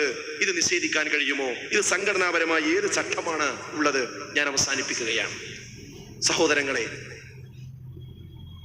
മുജാഹിദ് പ്രസ്ഥാനം ഏത് വിഷയവും നെഞ്ചൂക്കോടുകൂടി കൈകാര്യം ചെയ്യുന്ന ഒരു പ്രസ്ഥാനമാണ്. ഒന്നിന്റെ മുമ്പിലും കുനിയേണ്ടി വന്നിട്ടില്ല. എന്നാൽ മറ്റു പ്രസ്ഥാനങ്ങൾ എന്താ ചെയ്യലേറി? ആദർശം കയ്യിലില്ലാത്തത് കൊണ്ട് വ്യക്തികളെ അധിക്ഷേപിച്ചുകൊണ്ടാണ് അവർ സംസാരിക്കാറുള്ളത്. അത് ആദർശ പാപ്പരത്വമാണ്. ഇന്ന് ആ അവസ്ഥയിലേക്ക് ഇവരെത്തിയിട്ടുണ്ട്. അതിന്റെ ഏറ്റവും വലിയ തെളിവാണ് കടപ്പുറത്ത് അവർ നടത്തിയ സമ്മേളനം. ആ സമ്മേളനത്തിൽ നിങ്ങൾക്കറിയോ, ബഹുമാനായ ഹുസൈൻ സലഫി ഈ പ്രസ്ഥാനത്തേക്ക് വന്ന കാലം മുതൽ അദ്ദേഹത്തിന്റെ പ്രഭാഷണം ഓഡിയോ കാസറ്റ് ആയിട്ടും പിന്നെ CD ആയിട്ടും ഒക്കെ നമ്മൾ കേൾക്കുന്നുണ്ട്. അദ്ദേഹം അന്ന് മുതൽ ഇന്ന് വരെ ഒരേ ശൈലിയിലാണ് പ്രസംഗിക്കാറുള്ളത്. ആ ശൈലി കേട്ട് എത്ര ആളുകൾ തൗഹീദിലേക്ക് കടന്നു വന്നിട്ടുണ്ട്. ആ ശൈലി വെച്ചുകൊണ്ട് തന്നെ അദ്ദേഹത്തെ എത്ര പ്രാവശ്യം നമ്മൾ ഗൾഫിൽ നിന്ന് ഇങ്ങോട്ട് കൊണ്ടുവന്നിട്ടുണ്ട്, സ്വാഗതം പറഞ്ഞിട്ടുണ്ട്, അദ്ദേഹത്തിന് മുഖ്യ പ്രഭാഷണം നടത്താൻ അനുവാദം കൊടുത്തിട്ടുണ്ട്, അല്ലേ? എന്നിട്ട് ഇപ്പൊ പറയണത് ഹുസൈൻ സലഫിയെ പറ്റി ഒരു തകരാറും പറയാനില്ല എന്നുള്ളതിന്റെ ഏറ്റവും വലിയ തെളിവാണ് കടപ്പുറത്ത് വെച്ച് അദ്ദേഹത്തെ പറ്റി അനസ് മൗലവി പറഞ്ഞത്. എന്താ പറഞ്ഞത്? ഒരു പാട്ടുകാരൻ ഇറങ്ങിക്കണം പോകുന്നു, ഒരു പാട്ടുകാരൻ. അപ്പൊ എന്താ, അദ്ദേഹത്തിന്റെ ശൈലി അന്നും അങ്ങനെയാണ് ഇന്നും ഇങ്ങനെയാണ്, ഒരു കുഴപ്പമില്ല. അപ്പൊ അന്ന് എന്താ അതല്ല, വേറൊന്നും പറയാനില്ല എന്ന് മനസ്സിലായില്ല നിങ്ങൾക്ക്? ഈ രൂപത്തിൽ തരം താഴ്ന്നൊരവസ്ഥ. CP സലീം അഡ്വോക്ക് കമ്മിറ്റി വന്ന സമയത്ത് മടവൂരികളെ പിരിച്ചുവിട്ടപ്പോ ആ സമയത്ത് യുവാക്കളുടെ നേതൃത്വം ഏറ്റെടുക്കണമെന്ന് അദ്ദേഹത്തോട് പറഞ്ഞു, AP പറഞ്ഞു. അപ്പൊ അദ്ദേഹം കരഞ്ഞുകൊണ്ട് പറഞ്ഞത് എനിക്ക് ഇന്ന് ഓർമ്മയുണ്ട്. സർ, ഞാൻ ആരോഗ്യ വകുപ്പിൽ ജോലി ചെയ്യുന്ന ആളാണ്, എനിക്ക് അവിടുന്ന് ഇങ്ങോട്ട് എപ്പോഴും എത്താൻ കഴിയില്ല, അതുകൊണ്ട് ഈ ഉത്തരവാദിത്തം ഏൽപ്പിക്കരുത്, എന്തായാലും വേണ്ട ഈ അത് ഏറ്റെടുക്കണം എന്ന് പറഞ്ഞ് നിർബന്ധിച്ച് ഏൽപ്പിച്ചതാണ്. ഇപ്പൊ കടപ്പുറത്തുനിന്ന് വിളിച്ചു പറയണത്, ഈ CP സലീമിന് ആരോഗ്യ വകുപ്പിന്റെ ആളാണ്, അദ്ദേഹത്തിന് കമ്പൗണ്ടർ പണിയെടുത്താൽ പോരെ, എന്തിനാ ജമിയത്തുൽ ഉലമന്റെ വിശദീകരിക്കാൻ വരുന്നത്? അപ്പൊ അന്ന് ഈ ആരോഗ്യവകുപ്പിൽ ജോലി ചെയ്തുകൊണ്ട് തന്നെയാണ് അന്ന് ജമിയത്തുൽ ഉലമന്റെ കാര്യങ്ങളൊക്കെ വിശദീകരിക്കാൻ സംഘടന അയച്ചത്. അന്നാ കുഴപ്പമില്ല. ഇപ്പോ അദ്ദേഹം ആരോഗ്യവകുപ്പിൽ ജോലി ചെയ്യുന്നു എന്നുള്ളതാണ് വലിയ തകരാറ്. അത് വേറെ പ്രശ്നമൊന്നും എന്തില്ല, ഈ CP സലീമിനും ഇല്ല എന്ന് മനസ്സിലായി. ആകെ ആറ്റി കുക്കി കിട്ടണ ചില സംഗതിയാണ്. അതുപോലെ പിന്നെ നവപുരോഹിതൻ ആരെ പറ്റി? ഫൈസൽ മൗലവിനെ പറ്റിങ്ങാണ്ട്. പിന്നെ ഈ കേസ് മടവൂർ വിഭാഗവുമായി ബന്ധപ്പെട്ട കേസ് നടത്താൻ തന്റെ മുഴുവൻ സമയവും നീക്കി വെച്ച ഒരാളാണ് എന്റെ സുഹൃത്ത് അഡ്വക്കേറ്റ് ഹബീബ് റഹ്മാൻ. അതുകൊണ്ട് തന്നെ ആ കേസ് വിജയിക്കുകയും ചെയ്തു. എന്നിട്ട് ഇപ്പൊ പറയാണ് പണിയില്ലാത്ത അഡ്വക്കേറ്റാണ്. ആലോചിച്ചോക്കാ നിങ്ങൾ. അതാണ് ഇപ്പൊ അദ്ദേഹത്തെ പറ്റി പറയണത്. സജ്ജാദ് അന്നേ കച്ചവടക്കാരനാണ്, ഇപ്പൊ അദ്ദേഹത്തെ പറ്റി പറയാ കച്ചവടക്കാരനാണ്. ഞാൻ അന്നും മാസാണ് ഇന്നും മാസാണ്, ഞങ്ങളെ പറ്റി പറയാം ഇപ്പൊ മാസാണ്. ഇപ്പൊ നിങ്ങൾക്ക് മനസ്സിലായില്ല, ഞങ്ങളെ പറ്റി ഒന്നും വേറൊന്നും പറയല്ല. ഞങ്ങൾ പണ്ടും മാസാണ് ഇപ്പോഴും മാസാണ്. പണ്ടും ആരോഗ്യവകുപ്പ് വകുപ്പിലാണ്, സലീം ഇപ്പോഴും ആരോഗ്യ വകുപ്പിലാണ്. പണ്ട് ഹുസൈൻ സലഫി ഒരു ഈണത്തിലാണ് പ്രസംഗിക്കുക, അപ്പോഴും അതാ പ്രസംഗിക്കുക. അപ്പൊ ഇതിനൊക്കെ തകരാറുണ്ടെങ്കിൽ നിങ്ങൾ തകരാറാന്ന് പറഞ്ഞോളി. അത് പണ്ടും ഇപ്പോഴും. അപ്പൊ വേറെ ഒന്നും നമ്മളെ പറ്റിയൊന്നും പറയാനില്ല. അപ്പൊ അവര് വല്ലാത്തൊരവസ്ഥയിലേക്ക് അവർ എത്തിക്കഴിഞ്ഞിട്ടുണ്ട്. ഇൻഷാ അല്ലാഹ് ഈ പ്രതിസന്ധി നമ്മൾ തരണം ചെയ്യുക തന്നെ ചെയ്യും. ശക്തമായി ദഅവാ പ്രവർത്തനങ്ങളുമായി മുന്നോട്ട് പോവുക. ചില ആൾക്കാർ പറയാം അതൊക്കെ ആകെ പ്രശ്നമായി, ഇനി എന്താ നമ്മൾ ചെയ്യാൻ? ഒരു പ്രശ്നമല്ല, ഇതിലും വലിയ പ്രശ്നം നമ്മൾ അഭിമുഖീകരിച്ചിട്ടുണ്ട്, അതൊക്കെ നമ്മൾ നേരിട്ടിട്ടുണ്ട്. പരീക്ഷണങ്ങൾ പല രീതിയിലും വരും, അത് തരണം ചെയ്ത് മുന്നോട്ട് പോവുക വേണ്ടത്.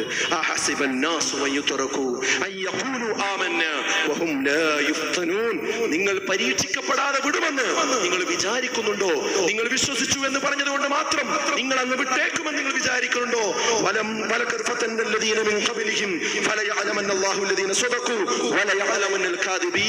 അതെ, നിങ്ങളെ മുൻഗാമികളെ നാം പരീക്ഷിച്ചിട്ടുണ്ട്. എന്തിന്?